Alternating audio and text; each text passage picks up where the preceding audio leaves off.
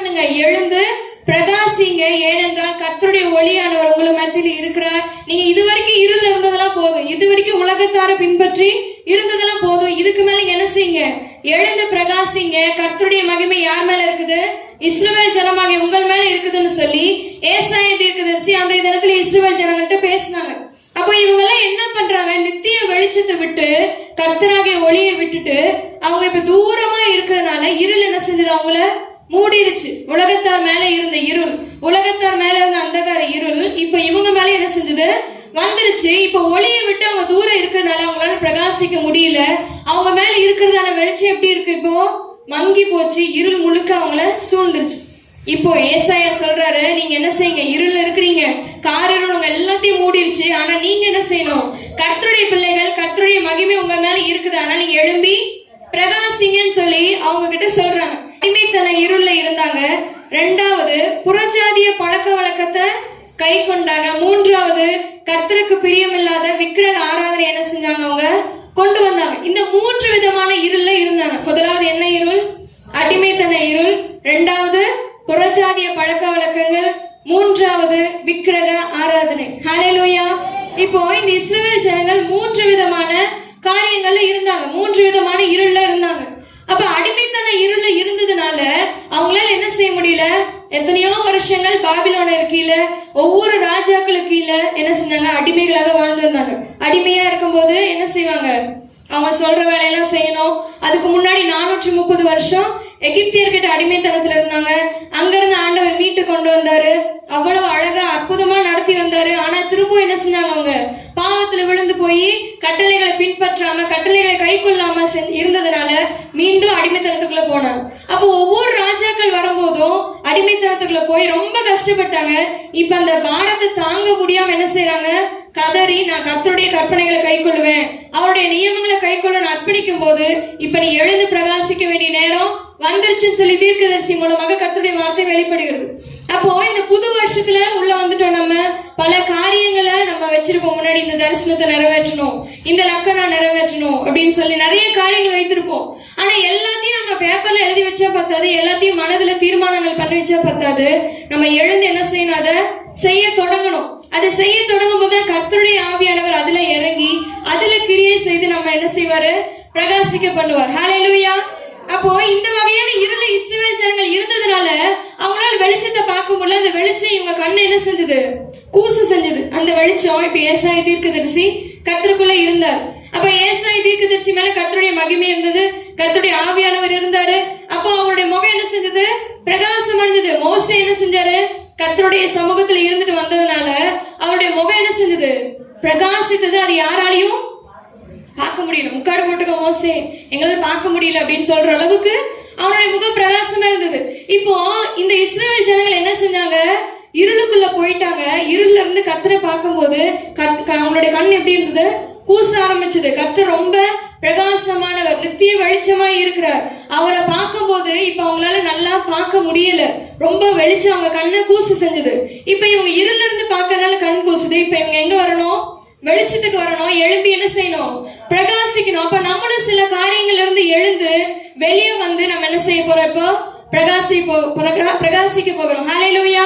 அப்போ இந்த புது வருஷத்துல சில காரியங்களை விட்டு நம்ம எழுந்து வரணும்னு சொல்லி கர்த்தர் விரும்புகிறார். அந்த காரியங்கள் என்னென்னு சொல்லி நம்ம பார்க்க போகிறோம். முதலாவது, அடிமைத்தனத்தை விட்டு என்ன செய்யணும், எழுந்து வரணும். முதலாவது, அடிமைத்தனத்தை விட்டு எழுந்து வரணும். எந்த வகையான அடிமைத்தனம், அடிமைத்தனங்களை நம்ம யார்கிட்டயும் போய் இப்ப அடிமை வேலை எல்லாம் செஞ்சுட்டு இல்லை இல்லையா, அந்த அடிமைத்தனம் இல்ல, இது பாவ அடிமைத்தனம். ஹல்லேலூயா. அப்ப பிசாசு நம்மள சில காரியங்களை கொண்டு என்ன செஞ்சிருப்பான், கட்டி வச்சிருப்பான். டிவி பாக்குறோமா, அதிகமா டிவி பார்க்கலாம் என்டர்டைன்மெண்ட்காக, ஜஸ்ட் கொஞ்ச நேரம். ஆனா பொழுதுனிக்கு டிவில உட்காந்துட்டு எந்த வேலையும் செய்யாம இருந்தா அது என்னது, ஒரு அடிமைத்தனம் தான். அதே மாதிரி போன், தேவையானப்ப போன் யூஸ் பண்றோம், பொழுதுனிக்கு போனையே யூஸ் பண்ணிட்டு அங்கேயும் இங்கேயும் சோசியல் மீடியாஸே பார்த்துட்டு இருந்தா அது ஒரு அடிமைத்தனம். குடி போதைகள், அது ஒரு அடிமைத்தனம். பொழுதுனிக்கு என்ன செஞ்சிருவாங்க, குடிச்சிட்டே இருப்பாங்க, குடிச்சு இருக்கிற பணத்தெல்லாம் அழிச்சிருவாங்க, அது ஒரு அடிமைத்தனம். புகைப்பிடிப்பது ஒரு அடிமைத்தனம். இப்படி ஒவ்வொரு காரியங்களையும் நம்ம அடிக்ட் ஆயிட்டோம்னு சொன்னா அதுல என்னது, அடிமைத்தனம் தான். அப்ப அந்த அடிமைத்தனத்தை விட்டு என்ன செய்யணும், நம்ம வெளியே எழுந்து வரணும். இன்னும் நிறைய காரியங்கள் சொல்லலாம் அடிமைத்தனத்துக்கு. அப்போ பிசாசு நம்மளை எந்தெந்த காரியத்தெல்லாம் கட்டி வச்சுட்டு அதை விட்டு எழுந்து வர முடியாம பண்றானோ அதெல்லாம் என்னதான்? அடிமைத்தனங்கள் தான். 38 வருஷம் வியாதியா கிடந்தான். அவன் நினைச்சிருந்தா தவழ்ந்தாவது எந்திரிச்சு பெதஸ்தா குளத்துக்கு என்ன செஞ்சிருக்கலாம்? போயிருக்கலாம். ஆனா அவன் முடங்கி போக வச்சுட்டான் பிசாசு. அப்ப அவனால் எழுந்து வர முடியல. யாராவது வந்து நம்மளை தூக்கி விட மாட்டாங்களா, யாராவது வந்து இந்த குளத்துல கொஞ்சம் இறக்கி விட மாட்டாங்களான்னு சொல்லி அவன் என்ன செஞ்சான்? புலம்பிட்டே இருந்தானே தவிர அவன் முடங்கிதான் போயிருந்தான். அவனால் எழுந்து வர முடியல. கண்டிப்பா அவன் கொஞ்சம் முயற்சி பண்ணியிருந்தான்னு சொன்னா கர்த்தர் அவனை எழுந்து நடக்க வைத்திருப்பார். ஹல்லேலூயா. அப்ப இந்த மாதிரி சில காரியங்களை நம்ம முடங்கி போயிருப்போம், அடிமைத்தனத்துக்கு உள்ளாவே சிக்கண்டு போயிருப்போம். அப்ப அந்த காரியத்தை விட்டு நம்ம என்ன செய்யணும்? முதலாவது எழுந்து வரணும். எழுந்து வரும்போது கர்த்தர் நம்ம என்ன செய்வார்? பிரகாசிக்க பண்ணுவார். ஹல்லேலூயா, ஹல்லேலூயா. ரூத் 1ஆம் அதிகாரம் 6-7 வசனங்களை வாசிப்போம். ரூத் 1:6-7. கர்த்தர் தம்முடைய ஜனங்களை சந்தித்து அவர்களுக்கு ஆகாரம் அளித்தார் என்று அவர் வேதவசனத்தில் கேள்விப்பட்டு தன் மருமக்களோடு கூட மோவாப் தேசத்திலிருந்து திரும்பி வரும்படி எழுந்து தன் 2 மருமக்களோடு கூட தான் இருந்த ஸ்தலத்தை விட்டு புறப்பட்டால் யூதா தேசத்திற்கு திரும்பி போக அவர்கள் வழிநடத்தி போக இயலும். ஹல்லேலூயா. நேத்துல யாரை குறித்து பார்க்கிறோம்? யாரை குறித்து பார்க்கிறோம்? நகோமி, ரூத். இவங்க ரெண்டு பேரை கொடுத்த சம்பவத்தை பார்க்கிறோம். மீண்டும் அந்த வசனத்தை வாசிக்கலாம். கர்த்தர் தம்முடைய ஜனங்களை சந்தித்து அவர்களுக்கு ஆகாரம் அருளினார் என்று அவள் மோவாப் தேசத்திலே கேள்விப்பட்டு. எந்த தேசத்துல கேள்விப்படுறா? எந்த தேசத்துல கிடைக்குதுன்னு சொல்லி கேள்விப்படுறா? அது தெரியாது. பெத்லஹேம் தேசத்துல இல்லையா? பெத்லஹேம்ல அவளுக்கு ஆகாரம் கிடைக்குதுன்னு சொல்லி அந்நிய தேசமாகிய மோவாப்ல அவ என்ன செய்யறா? கேள்விப்படுறா. இப்போ மோவாப் தேசம் எப்படிப்பட்ட தேசம்? அந்நிய தேசம், புறஜாதி தேசம், அடிமைத்தனத்தின் வீடு. அப்ப அந்த இடத்துல இருந்துட்டு அவ அப்பத்தின் வீடாகிய நல்ல செழிப்பான இடத்தை விட்டுட்டு அவ எங்க போயிருக்கா? அடிமைத்தன வீட்டுல போய் இருக்கா. அப்ப நிறைய பேர் நம்ம அப்படிதான் இருப்போம். நல்ல செழிப்பான இடம் நம்ம கண்ணுக்கு தெரியும், அது அந்த இடத்துக்கு வாங்க அந்த இடத்துக்கு வாங்க நம்ம கூப்பிடுவோம். ஆனா அவங்க அதெல்லாம் விட்டுட்டு என்ன செய்வாங்க? கண்ணுக்கு நல்லா இருக்குது அப்படின்னு சொல்லி லோத்து மாதிரி என்ன செய்வோம்? சோதம் குமார் இங்க இருந்து பார்க்க நல்லா தான் தெரியும், நல்லா அழகா செழிப்பா தெரியும். ஆனா உள்ள போய் பார்த்தா என்ன இருக்கும்? தேவையில்லாத அசுத்தங்கள் இருக்கும், மாம்சத்தின் கிரியைகள் இருக்கும். அப்ப அந்த இடத்த பார்த்து நம்ம என்ன செய்வோம்? அங்க போனதுக்கு அப்புறம் தான் ஐயோ வாதாளத்துல விழுந்துட்டோமேன்னு சொல்லி அங்கிருந்து கதறுவோம். அப்ப தூக்கி விடுறதுக்கு ஆபிரகாம் படையை கூட்டிட்டு வந்தாதான் முடியும், நம்மளால எழுந்து வர முடியாது. அப்போ இந்த இடத்துல ரூத் அண்ட் நகோமி என்ன பண்றாங்க? மோவாப் தேசத்துல இருக்காங்க. அவங்க பெத்லஹேம்ல அவங்களுடைய குடியிருப்பு. அங்க வந்து பஞ்சம் ஏற்பட்டுச்சுன்னு சொல்லிட்டு இப்ப எங்க போறாங்க? மோவாப் தேசத்துக்கு போறாங்க. செழிப்பான இடம் பெத்லஹேம், அப்பத்தின் வீடுன்னு சொல்லி சொல்லுவோம். அப்ப அந்த அப்பத்தின் வீட்டுல பஞ்சம் ஏற்பட்டாலும் கர்த்தர் கண்டிப்பா என்ன செய்வாரு? அதுக்கு ஒரு வழி கொடுப்பாரு, போஷிப்பாருன்னு சொல்லி விசுவாசிக்காம அவ்வளவுதான் முடிஞ்சதுன்னு சொல்லி எங்க போறா? மோவாப் தேசத்துக்கு, ஒரு அந்நிய தேசத்துக்கு, கர்த்தருக்கு பிரியமில்லாத தேசத்துக்கு போறா. இப்ப இந்த மோவாவை குறித்து வாசித்தோம்னு சொன்னா மோவாப் பத்தி யாருக்கா தெரியுமா? மோவாப் யாருடைய மகன்? லோத்தின் மகன். லோத்துக்கு மகள்கள் தான், 2 மகள்கள். ஆனா அவ லோத்தோட மனைவி உப்பு தூண் ஆனதுனால மகள்கள் மூலமா பிறந்த பையன் தான் யாரு? மோவாப். அப்போ அந்த பிறப்பே ஒரு தவறான பிறப்பு தான், தவறான வம்சம். அப்போ மோவாப் அப்படிங்கிற அந்த தேசத்துக்கு இவ என்ன செஞ்சுட்டா? நகோமி போயிட்டா. அப்போ அந்த அந்நிய தேசத்துல அந்த மோவாப் எதை குறிக்குதுன்னு சொன்னா அது மாம்சத்தின் கிரியைகளை குறிக்குது, அடிமைத்தனம். அப்ப அந்த மாம்சத்தின் கிரியைகளுக்குள்ளாக அவ இங்க இருந்து பார்த்து மோவாப் தேசம் நல்லா செழிப்பா இருக்கு, அங்க போனா எப்படியோ படைச்சிக்கலாம், அங்க போனா பஞ்சம் ஏற்படாது, நம்ம எப்படியும் மேல வந்துடலாம்னு சொல்லி அவ மோவாப் தேசத்துக்கு தன் குடும்பத்தை கூட்டிட்டு போறான். அங்க போன இடத்துல அவளுக்கு ஆசீர்வாதம் கிடைச்சுதா? கிடைக்கல. என்ன நேர்ந்தது? அங்க மோவாப்ல என்ன நடந்துச்சு அவளுக்கு? அப்பாவும் இறந்துட்டாங்க, மகன்களே இறந்துட்டாங்க. அப்ப 3 மரணங்களை அவ சந்திக்கிற அந்த இடத்துல. இப்ப மோவா மாம்சத்தின் கிரியை தேடி போனோம்னு சொன்னா என்ன ஏற்படும்? முதலாவது குடும்பத்துல மரணங்கள்ல பார்ப்போம். அப்ப மாம்சத்தின் கிரியை, மாம்ச சிந்தை எதை கொண்டு வரும்? மரணம். மோவாப் அப்படிங்கிறது மாம்சம். மாம்சத்தை தேடி போனோம்னு சொன்னா ஆவியை விட்டுட்டு நம்ம மாம்சத்தை தேடி போனா என்ன கிடைக்கும்? நமக்கு மரணம் தான் கிடைக்கும். ஆவிக்குரிய மரணம் ஏற்படும், 2வது உலகத்துக்குரிய மரணம் ஏற்படும். அப்போ இந்த காரியங்கள்லாம் நகோமிக்கு முதலே தெரிஞ்சுதான் என்ன செஞ்சிருக்க மாட்டாங்க? போயிருக்க மாட்டா. இப்ப நமக்கு ஒரு சாட்சியாவ பேசப்படுறா. என்ன போல நீங்களும் என்ன செஞ்சிடாதீங்க? மோவாப் தேசத்தை தேடி ஓடிடாதீங்கன்னு சொல்லி இன்னைக்கு சாட்சியாக நம்முடைய பேசப்பட்டு இருக்கிற. அப்போ நகோமி என்ன செய்யறா, அந்த இடத்துக்கு போயிட்டு அங்க இருந்து தன்னுடைய சொந்த இடமாகிய பெத்லஹேமுக்கு ஆகாரத்தை கர்த்தர் அருளினார் என்று சொல்லி கேள்விப்படுறா. அப்ப அந்த இடத்துல இருந்திருந்தா அவளுக்கு மரணங்கள் ஏற்பட்டு இருக்காது, குடும்பத்துல குழப்பங்கள் ஏற்பட்டு இருக்காது. இப்ப இந்த இடத்துக்கு வந்ததுனால மகனுக்கு முதல்ல ஒருபான்னு சொல்லி அதே தேசத்துல இருந்து ஒரு பொண்ணு எடுக்கிறான். அப்போ அந்த இடத்துல புறஜாதிய பழக்க வழக்கங்கள் அவ குடும்பத்துக்குள்ளாக வருது. ரெண்டாவது ரூத், அவள் என்னதான் மோவாப் தேசத்து பெண் தான். அப்ப ரெண்டு பேரும் புறஜாதிய பெண்கள். அவ என்ன செய்யறா, இஸ்ரவேல் தேசத்தின் பெண்கள் ஆணா இருந்தாலும் சரி பெண்ணா இருந்தாலும் சரி புறஜாதிய பெண்ணையும் ஆணையும் என்ன செய்யக்கூடாது, கரம் பிடிக்க கூடாது. ஆனா இவ அங்க போனது மட்டும் இல்லாம போய் புறஜாதிய பழக்க வழக்கங்களையும் எடுத்ததுனால அவளோட குடும்பத்துல என்ன வந்தது, முதலாவது மரணம் வந்தது. ஹல்லேலூயா. அப்போ இன்னொரு வசனத்தை வாசிப்போம். உபாகமம் 23வது அதிகாரம் 3வது வசனத்தை வாசிங்க.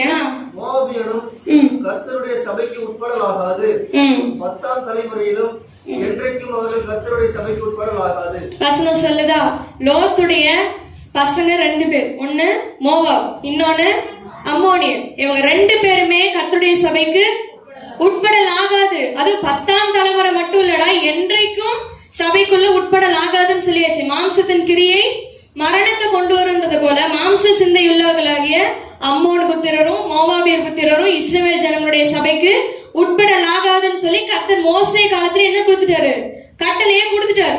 ஆனா நகோமி என்ன செஞ்சுட்டா, அந்த கட்டளைகள்லாம் மறந்து போய் இப்ப எங்க போயிட்டா, மோவாப் தேசத்துக்கு போயிட்டா. போனது மட்டும் இல்லாம தன்னுடைய மகன்களுக்கு புறஜாதிய பெண்களை மனமுடித்து வைத்ததுனால மரணத்தை சந்தித்தாள். ஹல்லேலூயா. அடுத்த வசனத்தை வாசிப்போம். ரோமர் 8வது அதிகாரம் 6வது வசனத்துல மாம்ச சிந்தையை குறித்து பார்க்கிறோம். ரோமர் 8:6. மாம்ச சிந்தை மரணம், ஆவியின் சிந்தையோ ஜீவனும் சமாதானமுமா. மாம்ச சிந்தை என்னவா, மாம்ச சிந்தை என்னவா, ஆனா ஆப்போசிட் ஆவியின் சிந்தை எப்படிப்பட்டது, ஜீவனும் சமாதானம். அப்போ அவ மாம்ச சிந்தையை தேடி போனதுனால அவ குடும்பத்துல மரணம் ஏற்பட்டுச்சு. ஆவியின் சிந்தை உடையவர்களாக இந்த பெத்லஹேம்ல இருந்தவங்களுக்கு என்ன ஆச்சு, சமாதானம் கிடைத்தது. அந்த பஞ்சம் நீங்க அவங்களுக்கு அப்பம் கிடைச்சது. அப்போ இன்னைக்கு மாம்சத்தை தேடிதான் நம்ம ஓடிட்டு இருக்கோம். மாம்சத்தின் கிரியைகளை தேடி ஓடிட்டு இருக்கோம். அடிமைத்தன வீடு நமக்கு இங்க இருந்து பார்த்தா நல்ல பரலோகம் மாதிரி தெரியும். ஆனா அங்க போனதுக்கு அப்புறம் தான் தெரியும் இருக்கிறதுலே பெரிய நரகம் அதுதான் சொல்லி. அப்போ நம்ம நகோமி போல மாம்சத்தின் கிரியை தேடி ஓடாம நம்ம என்ன செய்யணும், இருக்கிற இடத்துல ஆவியின் கிரியை வெளிப்படுத்தி ஜீவனையும் சமாதானத்தை என்ன செய்யணும், அந்த இடத்துல நிலைநிறுத்தணும். ஹல்லேலூயா. அப்போ அந்த இடத்துல மோவாப் தேசத்துக்கு போன நகோமிக்கு என்ன கிடைச்சது, முதலாவது மரணங்களை சந்தித்தா. ஹல்லேலூயா. எத்தனை மரணம், அதுவும் ஒரு மரணத்தையும் நம்மளால தாங்க முடியாது. ஆனா அங்க எத்தனை மரணம் ஏற்படுது, அடுத்தடுத்து 3 மரணங்கள் ஏற்படுது. அப்ப 3 மரணங்கள் ஏற்பட்ட உடனே அவளுக்கு தன்னுடைய தவறு என்ன அப்படின்றது புரியுது. புரிஞ்ச உடனே அவ என்ன செய்யறா, அடுத்த வருஷத்துல பாருங்க,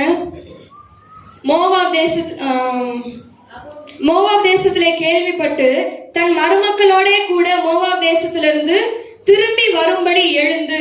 அப்ப எந்த தேசத்துல இருந்து இப்ப திரும்புறா, மோவாப் தேசத்துல இருந்து நான் என் மருமகளை கூட்டிட்டு என்னுடைய அப்பத்தின் வீடாகிய பெத்லஹேம்க்கு நான் என்ன பண்ண போறேன், இப்போ எழுந்து போக போறேன்னு சொல்லி அவ எல்லாம் மூட்டை முடிச்சுலாம் கட்டிட்டு கிளம்புறா. கிளம்பும் போது ஒரு பால் என்ன சொல்றா, நீங்க போங்க மாமியாரே, நானு எங்க வீட்டை பார்த்து போறேன், எனக்கு இன்னும் வயசு இருக்கு, அதனால இன்னொரு கல்யாணம் கூட பண்ணிட்டு என்ன செய்வேன், சந்தோஷமா இந்த இடத்துலயே என் வாழ்க்கைய தொடங்கிக்கிறேன், புது பிகினிங் நான் ஆரம்பிச்சுக்கிறேன்னு சொல்லிட்டு அவ என்ன செய்யறா, அப்படியே கலந்துக்கிறா. ஆனா ரூத் என்ன செய்யறா, கூடவே போய் நீங்க உங்களுடைய தேவன் தான் என்னுடைய தேவன், நீ போற இடம் தான் நானும் வருவேன் அப்படின்னு சொல்லி பின்னாடியே மாமியாருக்கு துணை என்ன செய்யறா, மோவாப் தேசத்துல இருந்து பெத்லஹேமுக்கு போறாங்க. அப்ப இந்த இடத்துல நம்ம முக்கியமான காரியங்கள் தான் பார்க்கிறோம். அடிமைத்தன வீடாகிய மோவாபை விட்டு நம்ம என்ன செய்யணும், எழுந்து வர வேண்டும். ஹல்லேலூயா. மோவாப் என்பது மாம்சத்தின் கிரியை, அடிமைத்தனத்தின் வீடு. அதனால அந்த தேவையில்லாத காரியங்களை, மாம்சத்தின் கிரியைகளை விட்டு நம்ம ஆவியின் சிந்தையை நோக்கி என்ன செய்யணும், எழுந்து வர வேண்டும். ஆயத்தமா இருக்கீங்களா? ஹல்லேலூயா. ஒவ்வொருத்தருக்குள்ளேயும் மாம்சத்தின் கிரியைகள் இருக்குதான் செய்யும். கோபம் வரும், எரிச்சல் வரும், கசப்பு வரும், வெறுப்பு வரும், எல்லாமே வரும். ஆனா எல்லாவற்றையும் நம்ம என்ன செய்யணும், அடக்கிட்டு வெளியே என்னத்தை காட்டணும், ஆவியின் சத்தம் மாட்டேங்குது, ஆவியின் கிரியை காமிக்கணும். ஹல்லேலூயா. ஹல்லேலூயா. இப்ப எனக்கும் மாம்சத்தின் கிரியை இருக்கு, ஆனா இல்லன்னு நான் சொல்ல மாட்டேன், யாருமே இல்லன்னு சொல்ல முடியாது. ஆனாலும் கர்த்தருடைய சமூகத்துல காத்திருந்து என்ன செய்யணும், எல்லா மாம்சத்தின் கிரியைகளை அடக்கி ஒடுக்கிட்டு ஆண்டவரே உங்களுடைய சமூகத்துல நான் ஆவியின் சிந்தையை வெளிப்படுத்துறதாக சமாதானத்தின் பிள்ளையாக என்ன செய்யணும், நானு என்ன மற்றவங்களுக்கு வெளிப்படுத்தணும்னு சொல்லி கிறிஸ்துவுக்காக எழுந்து என்ன செய்யணும், பிரகாசிக்க முன் வரணும். ஹல்லேலூயா. அப்ப மோவாப் தேசத்துல இருந்து இப்ப யார் எழும்புறா? நகோமியும் அவருடைய மருமகள் ரூத்தும் என்ன செய்யறாங்க, மோவாப் தேசத்துல இருந்து திரும்பி வரும்படி எழுந்து எங்க போறாங்க? இப்போ தன் 2 மருமக்களோடும் கூட தான் இருந்த ஸ்தலத்தை விட்டு புறப்பட்டாள். தான் இருந்த ஸ்தலம் என்னது? இருந்த ஸ்தலம் என்னது? மோவாப். மோவாப் தேசத்தை விட்டு இப்ப என்ன செய்யறா? பெத்லெஹேமுக்கு எழுந்து போறா. ஹல்லேலூயா, ஹல்லேலூயா. ரூத் 1 அதிகாரம் 20வது வசனத்தை வாசிங்க. அதற்கு அவர், நீங்கள் என்னை நகோமி என்று சொல்லாமல் மாறாள் என்று சொல்லுங்கள். சர்வ வல்லவர் எனக்கு மிகுந்த கசப்பை கட்டளையிட்டார். ஹல்லேலூயா. அப்போ அவளுக்கு என்ன பேர் சொல்லி கூப்பிடணுமா? மாறாள். மாறா. இதுக்கு முன்னாடி மாறா எங்க படிச்சிருக்கோம்? தண்ணி. இஸ்ரவேல் ஜனங்கள் மாறான்ற இடத்துக்கு போகும்போது என்ன செஞ்சிருந்தாங்க? தண்ணி கசப்பா இருந்தது, அங்க மதுரமா மாற்ற ஒரு மரத்தை யூஸ் பண்ணாங்க. அந்த இடத்துல என்ன செஞ்சது? கசப்பான தண்ணி மதுரமாக மாறுச்சு. இந்த இடத்துல இவ இந்த இடத்தை விட்டு போனதுனால, ஆண்டவருடைய ஸ்தலத்தை விட்டு பெத்லெஹேமை விட்டு மோவாபுக்கு போனதுனால அவருடைய வாழ்க்கை என்ன செஞ்சது? கசப்பா மாறிடுச்சு. கசப்பா மாறினதுனால என்ன இனிமே நகோமின்னு கூப்பிடாதீங்க, என்ன மாறான்னு கூப்பிடுங்க. ஏன்னா கர்த்தர் எனக்கு கசப்பா கட்டிட்டான்னு சொல்லி கர்த்தர் மேல என்ன செய்யறா? பழிய போட்டுட்டா. அப்போ அங்க இருந்து வரும்போது மாறாள் அப்படின்ற பேரோட அவ பெத்லெஹேமுக்கு வந்தா. மோவாப் தேசத்துக்கு போய் அவளுக்கு ஆசீர்வாதம் கிடைக்கல. நகோமின்ற பேர் அங்க நிலைநிறுத்தப்படல. என்ன பேர் வருது? மாறாள், கசப்பானவள்னு சொல்லி பேர் வருது. இப்ப அதே மாறாள் கசப்பான அனுபவத்தோடு இங்க பெத்லெஹேமுக்குள்ள என்டர் ஆகும்போது என்ன ஆகுது? அங்க ரூத் போவாஸை சந்திக்கிறாள். ரூத்தும் போவாஸ் என்ன செய்யறாங்க? மனம் முடித்து வைக்கப்பட்டு அவங்க மூலியமா ஒரு சந்ததி ஏற்படுது. இப்ப கசப்பான நகோமி இப்ப மதுரமா மாறுறா. ஹல்லேலூயா. கசப்பான அனுபவம் மதுரமாக மாறுது. மோவாப் தேசத்துல இருக்கும்போது கசப்பு, பெத்லெஹேமுக்கு வரும்போது அது எப்படி ஆகுது? கசப்பு மதுரமாக மாறுது. ஹல்லேலூயா. ரூத் 4வது அதிகாரம் 15வது வசனத்தை பாருங்க. 4:15. அவன் ஆத்துமாவுக்கு ஆதரவு செய்கிறவனும் உன் முதிர் வயதிலே உன்னை ஆதரிக்கிறவனுமாய் இருக்க கடவன். உன்னை சிநேகித்து 7 குமாரரை பார்க்கிலோ உனக்கு அருமையா இருக்கிற உன் மருமகள் அவனை பெற்றாரே என்றார்கள். ஹல்லேலூயா. இப்போ நகோமிய வாழ்த்துறாங்க. ரூத் அண்ட் போவாஸ்க்கு பிறந்த பையன் யாரு? ஓபேத். அப்போ ஓபேத் யாருடைய அப்பா? பைபிள் பார்க்காதீங்க, என்ன பாருங்க. ஓபேத் யாருடைய அப்பா? ஈசாயோட அப்பா. ஈசாய் யாருடைய அப்பா? தாவீதோட அப்பா. தாவீது வம்சத்துல வந்தது யாரு? சத்தமா சொல்லுங்க. இயேசுன்ற பேர் வாயில வரதுக்கு இவ்வளவு தயக்கமா இருக்க? இயேசு கிறிஸ்து அவருடைய வம்ச வரலாறுல பார்க்கிறோம் இல்லையா? இயேசு தாவீதின் வம்சத்துல பிறந்தவர். தாவீது ஈசாயோட பையன், ஈசாய் ஓபேத்தோட பையன், ஓபேத் ரூத்துக்கும் போவாஸுக்கும் பிறந்த பையன். ரூத் அண்ட் போவாஸ் யாருடைய வம்சம் வராங்க? நகோமி. கசப்பான நகோமியின் வாழ்க்கையில ஏசப்பாவே பிறக்கிற வாய்ப்பு என்ன செய்யறா? அவ பெற்றுக்கொள்றா. அப்போ அவ மோவாப் தேசத்திலே இருந்தான்னு சொன்னா அவளால் என்ன பண்ணிருக்க முடியாது? இவ்வளவு பெரிய ஒரு ஆசீர்வாதத்தையும் அந்தஸ்தையும் பெற்றிருக்க முடியாது. என்ன செய்யணும்? மோவாப் தேசமாகிய அடிமைத்தன மாம்சத்தின் வீட்டுல இருந்து என்ன செய்யணும்? வெளியே வரும்போது இவ்வளவு பெரிய ஆசீர்வாதத்தை என்ன செய்வார்? கர்த்தர் உங்களுக்கு கொடுப்பார். அப்போ அவளுக்கு கசப்பான ஒரு அனுபவத்துல இருந்து வெளியே வந்தா, மரணத்தின் பாதையில இருந்து அவ வந்தா. மாறாள் என்ன கூப்பிடுங்க, ரொம்ப கசப்பான அனுபவத்தை நான் பெற்றுட்டு வந்தேன் அப்படின்னு சொல்லி மனசுடைஞ்சு பெத்லெஹேம் வந்தா. ஆனா அப்பத்தின் வீடாகிய பெத்லெஹேம் யாருடைய வீடா இருக்குது? கர்த்தராகிய இயேசு கிறிஸ்து பெத்லெஹேம்ல பிறந்தாரு. அவருடைய வீட்டுக்கு வந்தவர் வெறுமையா அனுப்புவாரா? வெறுமையா அனுப்புவாரா? அப்ப நீங்க யாருடைய வீட்டுக்கு வந்திருக்கீங்க? இப்போ கர்த்தருடைய வீட்டுக்கு வந்திருக்கிறோம். அப்போ நம்மளுடைய மாம்சத்தின் கிரியைகளை என்ன செய்யணும்? கர்த்தருக்கு முன்பதாக வெறுமையாக்கி தாழ்த்தி அர்ப்பணிக்கும் போது மோவாப் தேசத்திலிருந்து வெளியே வந்த நம்ம பார்த்து இயேசு என்ன செய்வாரு? ஆசீர்வதிச்சு நம்மளை பெருக பண்ணுவார். ஹல்லேலூயா, ஹல்லேலூயா. அப்போ மாறாள் என்கிற நகோமியின் வாழ்க்கையில கசப்பு வந்தது. கசப்புக்கு பதிலா ஆண்டவர் அவருடைய வீட்டுக்கு வரும்போது என்ன தந்தாரு? பெரிய ஆசீர்வாதம். அவளுக்கு சந்ததியே இல்லாம போச்சு. பசங்க இறந்துட்டாங்க, அப்ப சந்ததி இல்ல.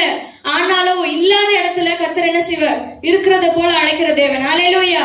அப்ப இல்லாத அங்க கர்ப்ப பிறப்பே இல்ல அப்படின்னு சொல்லி முடிஞ்சதுன்னு சொல்லி அந்த இடத்துல மக்கள்லாம் பார்க்கிற இடத்துல இப்போ ரூத்துக்கு ஒரு புது சந்ததியை கொடுத்து, ஓபேத் என்ற பையனை கொடுத்து, ஓபேத் மூலமா அடுத்தடுத்து ஒவ்வொரு வாரிசா பிறக்கிறாங்க. தாவீது வம்சத்துல யார் வந்தா?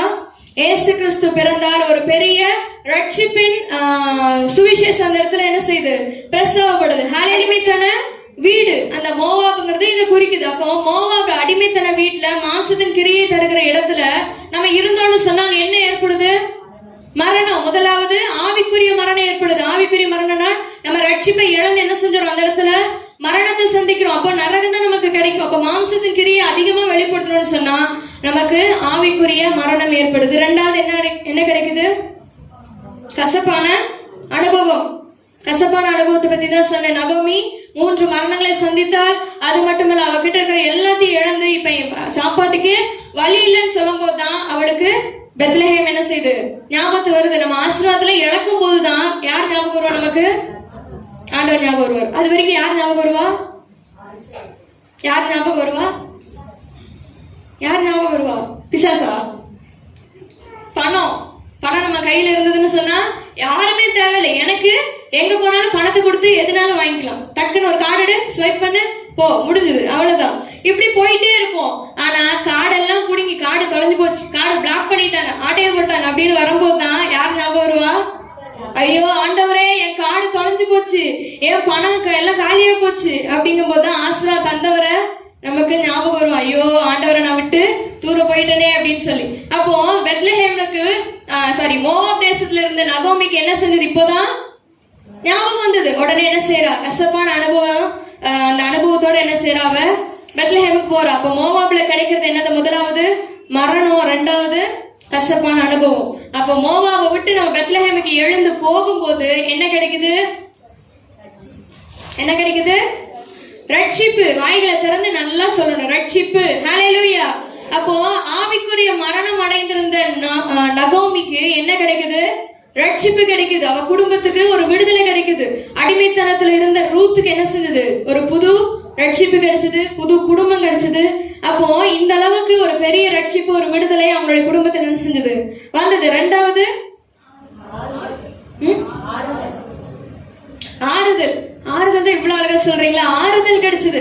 அப்போ அவ கசப்பான அனுபவத்துல சிக்கொண்டு போய், நொறுங்கி போய், தொய்ந்து போய் இருந்தா அவருடைய ஆத்மாக்கு இப்ப என்ன கிடைச்சது, ஆறுதல் கிடைச்சது. எப்படி ஆறுதல் கிடைச்சது, அவளுக்குன்னு ஒரு சந்ததியை கர்த்தர் கொடுத்தார், அவளுக்குன்னு ஒரு மகனை கர்த்தர் கொடுத்தார். அப்ப அந்த சந்ததி மூலமாக இயேசு கிறிஸ்து பிறப்பாருன்னு சொல்லி நகோமிக்கு தெரியாது. ஆனா இப்போ நம்ம என்ன செய்யறோம், நகோமியின் வம்சத்துல என்ன செஞ்சது, ஏசப்பா பிறந்தாருன்னு சொல்லி இன்னும் அவளை சந்தோஷமா பேசிட்டு இருக்கோம். ஹல்லேலூயா.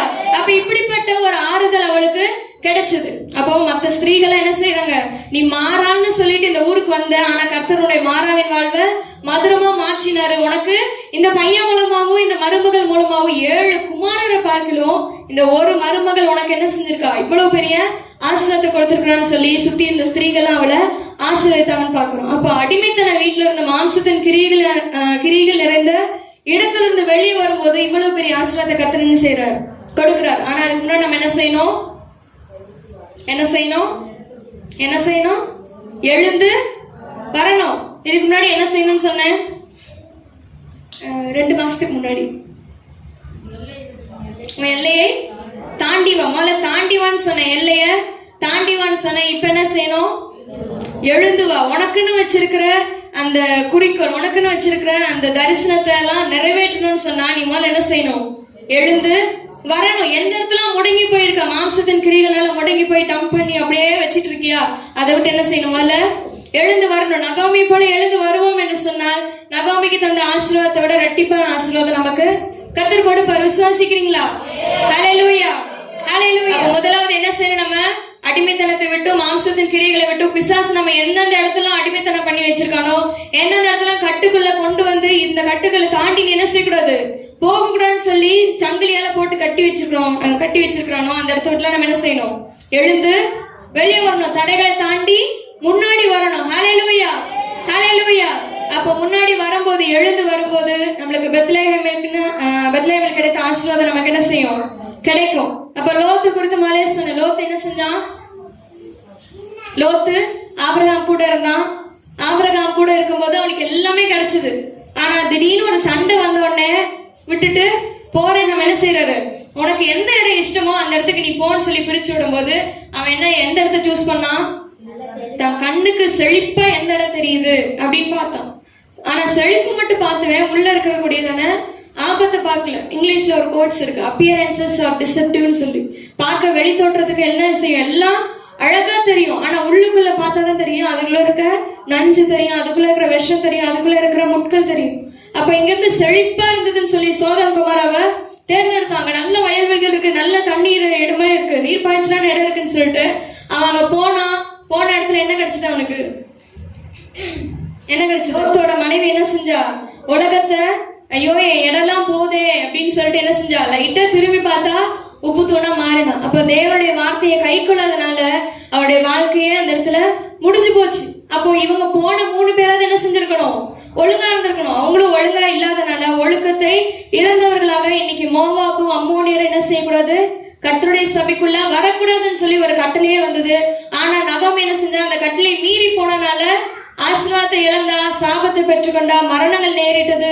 திரும்பி பெத்லஹேமை நோக்கி பார்த்தா, பெத்லஹேமுக்கு நோக்கி பார்த்தவளுக்கு பெரிய ஒரு ஆசீர்வாதம் கிடைத்தது. ஹல்லேலூயா, ஹல்லேலூயா. 2வது காரியத்தை பார்க்க போகிறோம். 2வது எந்த இடத்தை விட்டு எழுந்து வர வேண்டும் என்று சொன்னால், சுக்கோத்தை விட்டு எழுந்து வா. எதை விட்டு எழுந்து வரணும்? சுக்கோத். சுக்கோத்துல என்ன ஞாபகம் வரும்? நீங்க ஆன்லைன் சர்வீஸ் ஒழுங்கா அட்டென்ட் பண்ணியிருந்தா இந்த கேள்விக்கு பதில் ஒழுங்கா சொல்லலாம். சுக்கோத் புரியல, தேடி கண்டுபிடிச்சாச்சு.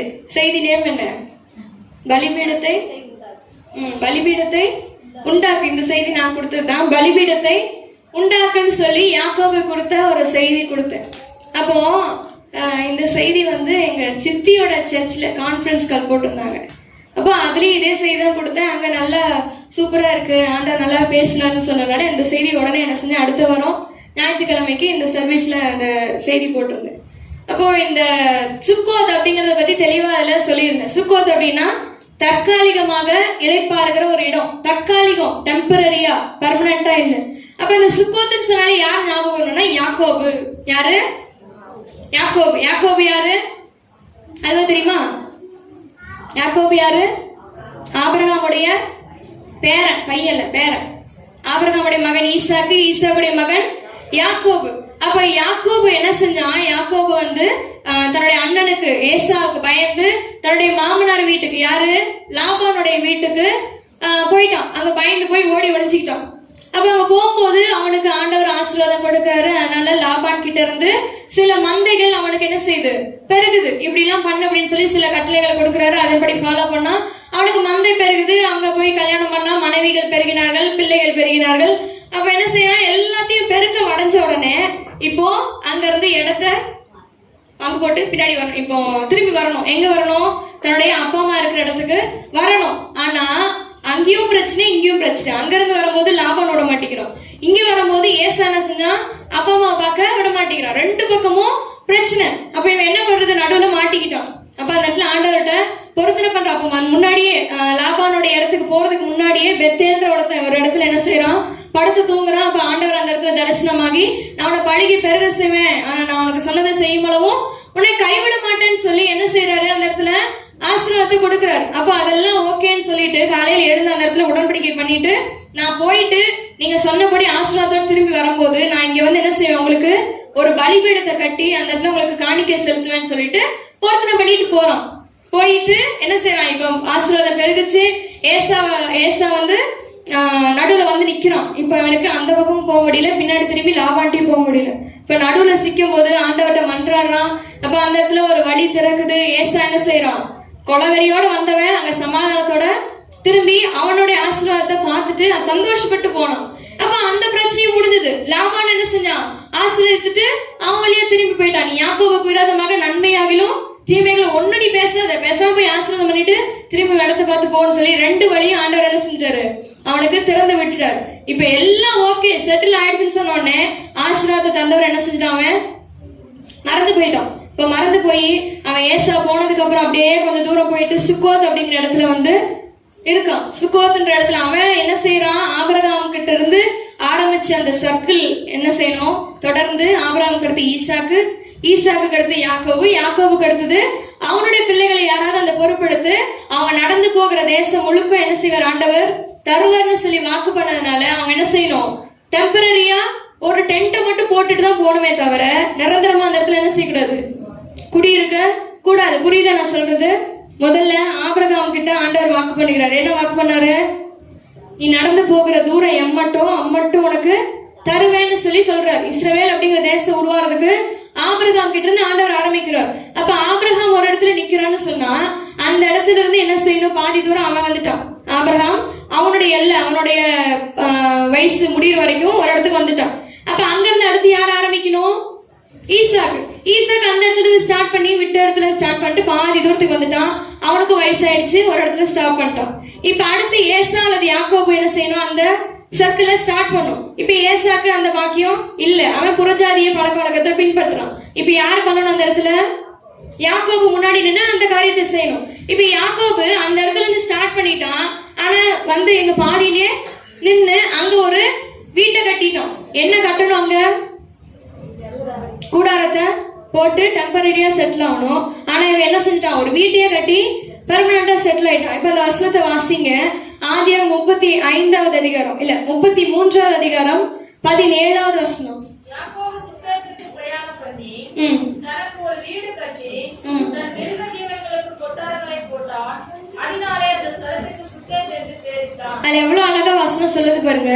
தனக்கு ஒரு வீட்டை கட்டினானா, மிருக ஜீவன்களுக்கு கொட்டாரம் போட்டானா. இது நல்ல புத்தா இருக்கு தானே? அவனுக்கு மட்டும் பெர்மனண்டா ஒரு வீட்டை நல்லா அழகா கட்டிட்டான். மிருக ஜீவனுக்குலாம் போனா போயிட்டு போகுது அப்படின்னு சொல்லி ஒரு குடிசை மட்டும் போட்டு விட்டு என்ன செஞ்சுட்டான், அந்த இடத்துல செட்டில் ஆயிட்டான். இப்ப ஆண்டவருக்கு கோவம் வந்துருச்சு. ஏன்னா நான் உன்னை சுத்தி போ அப்படின்னு சொல்லி இஸ்ரவேல் தேசத்தை கொடுக்கணும்னு சொல்லி உனக்கு வாக்கு பண்ணா, நீ என்ன செய்யற, பெர்மனண்டா அந்த இடத்தையே தங்கிட்டே அடுத்து வர ரவுண்டை யாரு கம்ப்ளீட் பண்ணுவான்னு சொல்லி ஆண்டவருக்கு கோவம் வந்துருச்சு. இப்போ யாக்கோபுக்கு அந்த காரியங்களை என்ன செய்யல, புரியல. அவனுக்கு ஆசீர்வாதம் கிடைச்சிருச்சு, தான் கண்ணுக்கு முன்னாடி செழிப்பை பார்த்துட்டான். அதனால என்ன செய்யறான், ஆண்டவரை மறந்துட்டு அந்த இடத்துல அழகா குடியிருந்துட்டான். ஆனா சுக்கோத் அப்படிங்கிற இடத்த விட்டு என்ன செய்யணும், அவன் எழுந்து வந்தாதான் இஸ்ரவேல் அப்படிங்கிற தேசம் இஸ்ரவேலுக்கு சொந்தமாகும். இப்போ யாக்கோபு எந்த இடத்துல இருக்கிறான், சுக்கோத்துங்கிற இடம் பேர் என்ன சொன்னேன் நானு, எதை குறிக்குது, தற்காலிக இடம். அந்த இடத்துல நீ தற்காலிகமா தான் இருக்கணும்னு ஆண்டவர் சொன்னா, நீ என்ன செய்ய, தற்காலிகமா அந்த இடத்துல இரு. நிரந்தரமான இடத்த ஆண்டவர் என்ன செய்வார், நீ நடந்து போற தேசம் அம்மாட்டும் உனக்கு கொடுப்பேன் அப்படின்னு சொல்லி ஆண்டவர் வாக்கு பண்ணிட்டாரு. நீ பாட்டுக்கு நிரந்தரமா இருக்க வேண்டிய இடத்த விட்டுட்டு நீ என்ன செய்யற, தற்காலிகமா செழிப்பா உன் கணக்கு தெரியுதுன்னு அந்த இடத்துல டேரா போட்டுரு. ஹல்லேலூயா.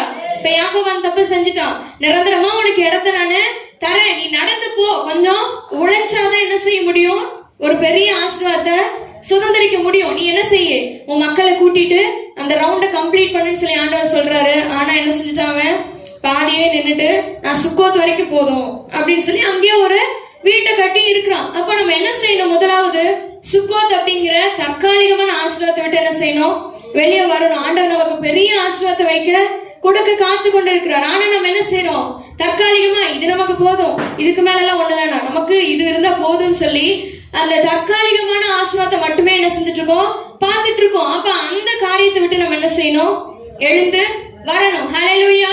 ஏன்னா சொன்னா கர்த்தர் என்ன செய்யற, நமக்கு நிரந்தரமான ஒரு பெத்தேலை கர்த்தர் வைத்திருக்கிறார். ஹல்லேலூயா. இப்ப ஆதியாகமம் 35வது அதிகாரம் 1வது வசனம் 2வது வசனத்தை வாசிங்க.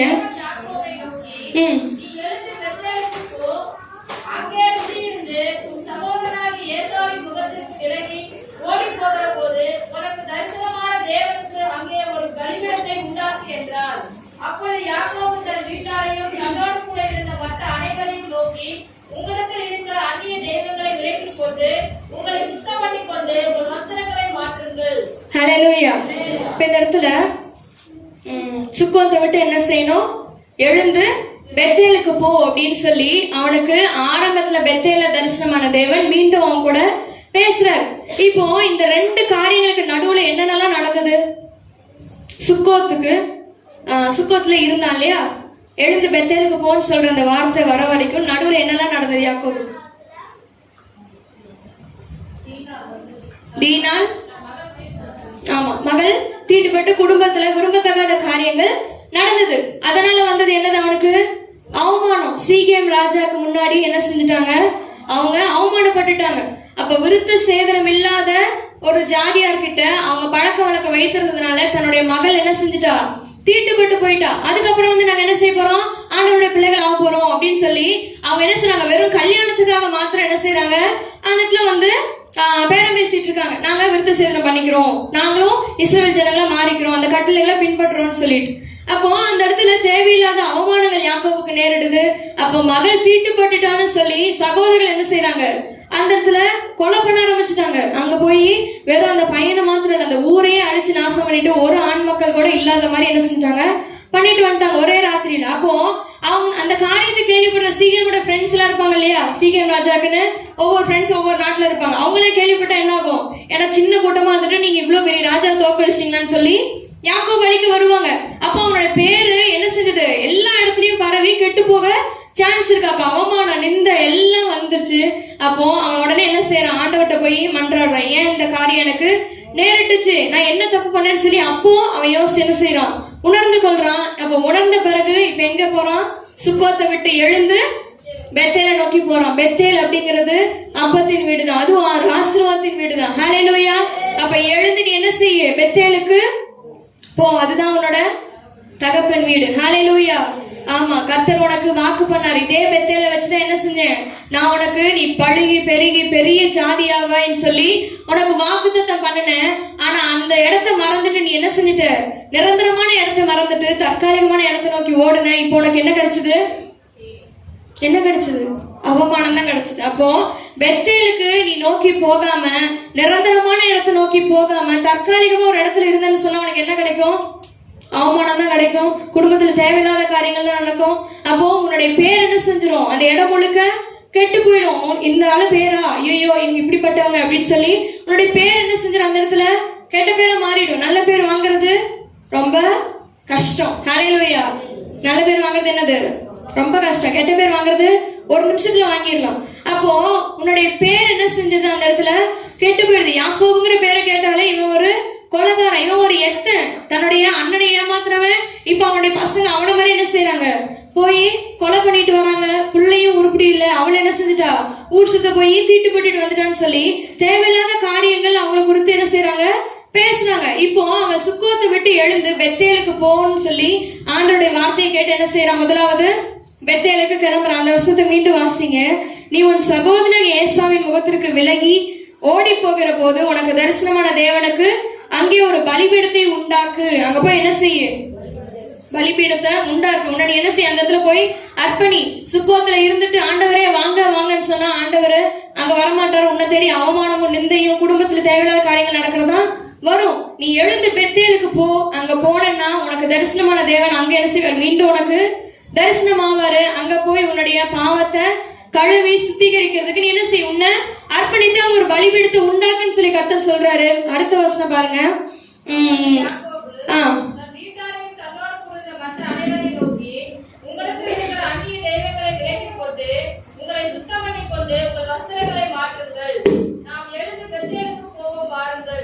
எனக்கு ஆபத்து நேரிட்ட நாளில் என் விண்ணப்பத்துக்கு உத்தரவு அருள் செய்து நான் நடந்து வந்த வழியிலே என்னோடு கூட இருந்த தேவனுக்கு அங்கே ஒரு பலிபீடத்தை உண்டாக்குவேன் என்றார். ஹல்லேலூயா.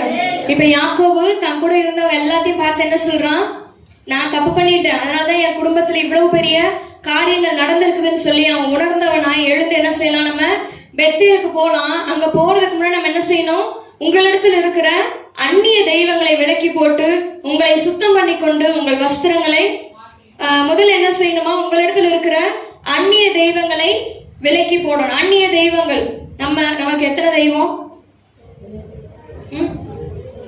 இதுலயே நமக்கு நிறைய குழப்பங்கள் இருக்கு. நமக்கு இல்ல, சில கிறிஸ்தவர்களுக்கு எத்தனை தெய்வமா நமக்கு, அவங்க எப்படி சொல்லுவாங்க, 3 பேர், பிதா குமாரன் பரிசுத்தாவி. 3 பேர் என்ன செய்யறாங்க, ஒவ்வொரு தெய்வமா ஒவ்வொரு அவதாரமா வந்து நமக்கு என்ன செய்யறாங்க பண்றாங்க அப்படின்னு சொல்லி அப்படி ஒரு துருபதேசம். ஆனா நமக்கு எத்தனை தெய்வம், ஒரே தெய்வம், திருத்துவ தேவன் 3. அப்போ கிறிஸ்துவானவர் நமக்கு என்ன செய்யறாரு, சில குறிப்பிட்ட காலத்துல வந்து கிரியை செய்தார். முதல்ல பழைய ஏற்பாட்டு காலத்துல பிதாவானவர் என்ன செஞ்சாரு, கிரியை செஞ்சாரு. 2வது புதிய ஏற்பாட்டு காலத்துல ஏசப்பா என்ன செஞ்சாரு, அவர் வந்து ஊழியம் செஞ்சு கிரியை செஞ்சாரு. இப்ப யாருடைய காலம், பரிசுத்த ஆவியானவரின் காலம். அப்ப அவர் வந்து என்ன செய்யறாரு, எல்லாத்தையும் நிரப்பி என்ன செய்யறாரு, மாம்சமனை அவர் மேலும் என்னுடைய ஆவியை ஊற்றுவேன்னு சொல்லி வாக்கு பண்ணி இப்போ நம்மள அவரு ஆவியை ஊற்றி கிரியை செய்யறாரு. அப்ப கிருபையின் காலம். ஹல்லேலூயா. நமக்கு இருக்கிற ஒரே தெய்வம் யாரு? ஏசப்பா தான். அப்போ நம்ம தெய்வத்தை விட்டுட்டு அந்நிய தெய்வங்களை, இப்ப பொங்கல் வேற வருது இல்லையா? பொங்கல் வருது. எத்தனை பேர் பொங்கல் வைக்க போறீங்க? எத்தனை பேர் 2500 ரூபாய் வாங்குறீங்க? எல்லாருமே வாங்கினீங்களா? ஆமா, எல்லாருமே வாங்கி ஓட்ட வித்தாச்சு, அப்படித்தானே? அப்போ 2500 ரூபாய் வாங்கிட்டோம். அந்த 2500 வச்சு என்ன பண்ண போறீங்க? அடுத்து சக்கரை பொங்கலா, வெண்பொங்கலா, சாதா பொங்கலா, அப்படித்தானே பிளான் பண்ணிருப்பீங்க.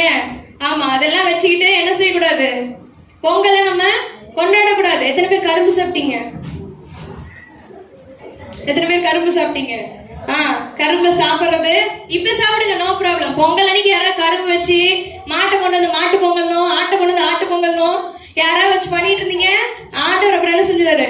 பொங்கலோ பொங்கல் சொல்லிட்டு அவர் போயிடுவாரு. அப்புறம் உங்களுடைய ஆவி என்ன செஞ்சிடும்? அந்த இடத்துல பொங்காது, சந்தோஷம் பொங்காது. அப்புறம் நம்ம வேணும்னே சொல்லிட்டுதான் சந்தோஷம் பொங்குதே, அப்படி பண்ணிட்டு இருக்க கூடாது. நம்ம என்ன செய்யணும்? ஆண்டவருடைய சமூகத்துல நீங்க எனக்குள்ள வாங்க, அப்ப என்னோட சந்தோஷம் பொங்கட்டும். மத்த தெய்வங்களை கும்பிடுறதுனால, பொங்கலோ பொங்கல் சொல்றதுனால எதுவும் பொங்காது. அது பானை மட்டும் தான் பொங்கிட்டு இருக்கும். நம்ம எப்பவும் போல அப்படியேதான் இருப்போம். அதனால அந்நிய தெய்வங்களின் வழிபாட்டை விட்டுட்டு, விக்கிரக ஆராதனையை விட்டுட்டு, நம்ம உண்மையான தெய்வத்தை பின்பற்றும் போது ஆண்டவர் என்ன செய்வார்? ஆசீர்வாதத்தை தருவார். ஆமா, முன்னாடியே சொல்லிட்டேன், அடுத்த வாரம் வந்து பொங்கலை கொண்டாடுறேன், அதை கொண்டாடுறேன்னு சொல்லிட்டு கூட. ஹல்லேலூயா, ஹல்லேலூயா. அப்போ முதல்ல என்ன செய்யணும்? அந்நிய தெய்வங்களை விலக்கி போடணும். ரெண்டாவது என்ன செய்யணும்? நடுவில் ஒண்ணு இருக்கு, உங்களை சுத்தம் பண்ணி கொள்றது. சுத்தம் பண்ணி கொள்றது எனக்கு குளிக்கிறதா? அந்த சுத்தம் ரொம்ப முக்கியம். இல்லைன்னா பக்கத்துல யாரும் வர முடியாது. அதுவும் சுத்தம் பண்ணணும். இது எந்த சுத்தத்தை குறிக்குது? உள்ளான சுத்தம். நம்மளுடைய உள்ள எப்படி இருக்கணும்? சுத்தமா இருக்கணும். உள்ளம் கரை திரையற்று என்ன செய்யணும்? பரிசுத்தமா இருக்கணும். அதுக்கு மேல என்ன செய்யணும்? நமக்குள்ள இருக்கிறதான தேவையில்லாத கிரியைகள், மறுபடியும் அங்கதான் பாருங்க, மாம்சத்தின் கிரியைகள் எல்லாவற்றையும் என்ன செய்யணும்? வெளியே எடுத்து போட்டுட்டு உள்ள பரிசுத்தான முகம் ஆட்டோமேட்டிக்கா என்ன செய்யும்? பிரகாசிக்கும். கர்த்தருடைய ஆவியானவர், அப்பா என் மகளுக்குள்ள இருந்த தேவையில்லாத காரியங்கள் வெளியே போயிடுச்சு, இப்ப நான் அவனுக்குள்ள இருந்து வாசம் செஞ்சு அவனை நான் என்ன செய்ய போறேன்? பிரகாசிக்க பண்ணுவேன்னு சொல்லி அவர் உள்ள வருவார். ஹல்லேலூயா. அப்ப ரெண்டாவது என்ன செய்யணும்? நம்மளுடைய உள்ளம் பரிசுத்தப்பட வேண்டும். ஆமா, டெய்லி ஒவ்வொரு ட்ரெஸ் போடுறோம் இல்லையா? இல்ல ஒரே ட்ரெஸ்ஸே ஒரு மாசம் போடுறது என்ன ஆகும்? செலவு மிச்சம், துணி துவைக்கிற வேலை மிச்சம், தண்ணி மிச்சம், சோப்பு மிச்சம், எல்லாமே மிச்சமாயிரும். ஹல்லேலூயா. அப்படி நினைச்சுக்கிட்டு இருந்தோம்னு சொன்னா பக்கத்துல யாரும் வர மாட்டாங்க, நம்ம மட்டும் தான் மிச்சமா இருக்கணும் அதே இடத்துல உட்காந்துக்கிட்டு. ஹல்லேலூயா. அப்ப முதல்ல என்ன பண்ணணும்? அந்நிய தெய்வத்தை விலைக்கு போடணும். இயேசுவை மட்டும் பிடிச்சு கொள்ளணும். ரெண்டாவது பரிசுத்தப்படுத்திக் கொள்ளணும். தேவையில்லாத அசுத்தமான காரியங்கள் நம்ம உள்ளத்துல இருந்து எடுத்து போடணும். மூன்றாவது வஸ்திரத்தை மாற்றணும். எந்த வஸ்திரத்தை மாற்றணும்? நம்ம மேல இருக்கிறதான பிசாசு நம்ம மேல போட்ட அசுத்தமான தூசி, அந்த இதெல்லாம் வஸ்திரத்து மேல என்ன செஞ்சிருக்கோம்? படிஞ்சிருக்கும் இல்லையா? அந்த கரைகள் எல்லாம் நம்ம எடுத்து போட்டுட்டு, அந்த வஸ்திரத்துக்கு போட்டுட்டு வெண்மையான தூய வஸ்திரத்தை போட்டுக்கணும், அலங்கார வஸ்திரத்தை போட்டுக்கணும், மெல்லிய வஸ்திரத்தை போட்டுக்கணும். அவருக்கு பிரியமான வஸ்திரத்தை எடுத்து என்ன செய்யணும்? நம்ம போட்டுக்கணும். இருக்கிற அழுக்கான வஸ்திரம், பிசாசு நம்ம மேல அடுத்ததான சேரு, கரை, திரை எல்லாத்தையும் எடுத்து போட்டுட்டு நம்ம வஸ்திரம் என்ன செய்யணும்? புது வஸ்திரமா, வெண் வஸ்திரமா மாற்றணும். ஹல்லேலூயா. அப்போ இந்த 3 காரியங்கள் யாக்கோபு அந்த நேரத்துல செஞ்சதுனால அவனுக்கு ஆசீர்வாதம் கிடைக்குது. என்ன ஆசீர்வாதம் பார்ப்போமா? 35வது அதிகாரத்துல 10வது வசனத்துல இருந்து 13வது வசனம் வரைக்கும் பாருங்க. இப்பொழுது உன் பேர் யாக்கோபு, இனி உன் பேர் யாக்கோபு எனப்படாமல் இஸ்ரவேல் என்று உனக்கு பேர் வழங்கும் என்று சொல்லி அவனுக்கு இஸ்ரவேல் என்று பெயரிட்டார். இப்போ நான் ஆல்ரெடி சொன்னேன், அவனுக்கு யாக்கோபுன்ற பேரு எல்லா இடத்துலயும் என்னாச்சு? தூஷிக்கப்பட்டுருச்சு அவனுடைய பேரு. அப்போ யாக்கோபுன்ற பேரை கேட்டா அந்த சீகேமுடைய ஃப்ரெண்ட்ஸ் என்ன செய்வாங்க? இவன் என்னுடைய ஃப்ரெண்ட சீகேம் ராஜாவை என்ன செஞ்சுட்டான்? கொலை பண்ணிட்டான். அவனை மாத்திரம் இல்ல, அவனுடைய நாட்டுல இருந்த எல்லாத்தையும் கொலை பண்ணிட்டான்னு சொல்லி அவனுக்கு கொலைகாரன்ற பேரு இல்லையா? அடுத்து தீனாளுடைய அப்பா, அப்போ அந்த கெட்டு போன பெண்ணோட அப்பா இவ அப்படின்னு சொல்லி அப்படி ஒரு பேரு. இன்னொன்னு என்னது? பசங்களை இந்த அளவுக்கு கொலைகாரனா உருவாக்கி வச்சிருக்கான்னு சொல்லி இது ஒரு பேர். அடுத்தது ஏசாவை ஏமாத்திட்டான், தன்னுடைய அப்பாவை வயசான காலத்துல ஏமாத்திட்டான், இவன் ஒரு ஏமாற்றுக்காரன்னு சொல்லி இப்படிலாம் பேர் யாக்கோபுக்கு இருந்தது அவனுடைய குணநலன்களை வச்சு. இப்போ உன் பேர் யாக்கோபா இருந்தது, இனிமே உன் பேர் எப்படி ஆக போகுது? உன் பேர் எங்கெல்லாம் கெட்டு அவமானப்பட்டு நீ நிந்திக்கப்பட்டு தூஷிக்கப்பட்டியோ அந்த இடத்தெல்லாம் இப்போ உன்னோட பேர் எப்படி பரவ போகுது? இஸ்ரவேல் அப்படின்னு உன் பேர் வந்து எல்லா இடத்துலயும் நிலை பெற்று அந்த இடத்துல ஒரு பெரிய ஆசீர்வாதம் உனக்கு கிடைக்க போது. உன்னோட பேரை நான் என்ன செய்வேன்? உறுதிப்படுத்துவேன்னு சொல்லி அந்த இடத்துல இஸ்ரவேல் அப்படிங்கிற புது நாமத்தை யாக்கோபு கொடுக்கிறார். ஹல்லேலூயா. அப்ப எந்த இடத்துல நம்ம பேர் கெட்டு போயிருக்கு, எந்த இடத்துல நம்ம பேர் தூஷிக்கப்பட்டு அவமானப்பட்டு போயிருக்குன்னு நினைக்கிறீங்களோ அந்த இடத்துல கர்த்தர் நீங்க என்ன பண்ண போறீங்க? வெட்கமடைந்த தேசத்துல கீர்த்தியா புகழ்ச்சியா அவங்களுக்கு புது நாமத்தை கொடுத்து அங்க உயர்த்தி வைக்க போகிறார். ஹல்லேலூயா. அப்ப முதல் ஆசீர்வாதம் அவனுக்கு என்ன கிடைச்சது? பெத்தேல்ல பெயர் உறுதிப்பட்டுச்சு.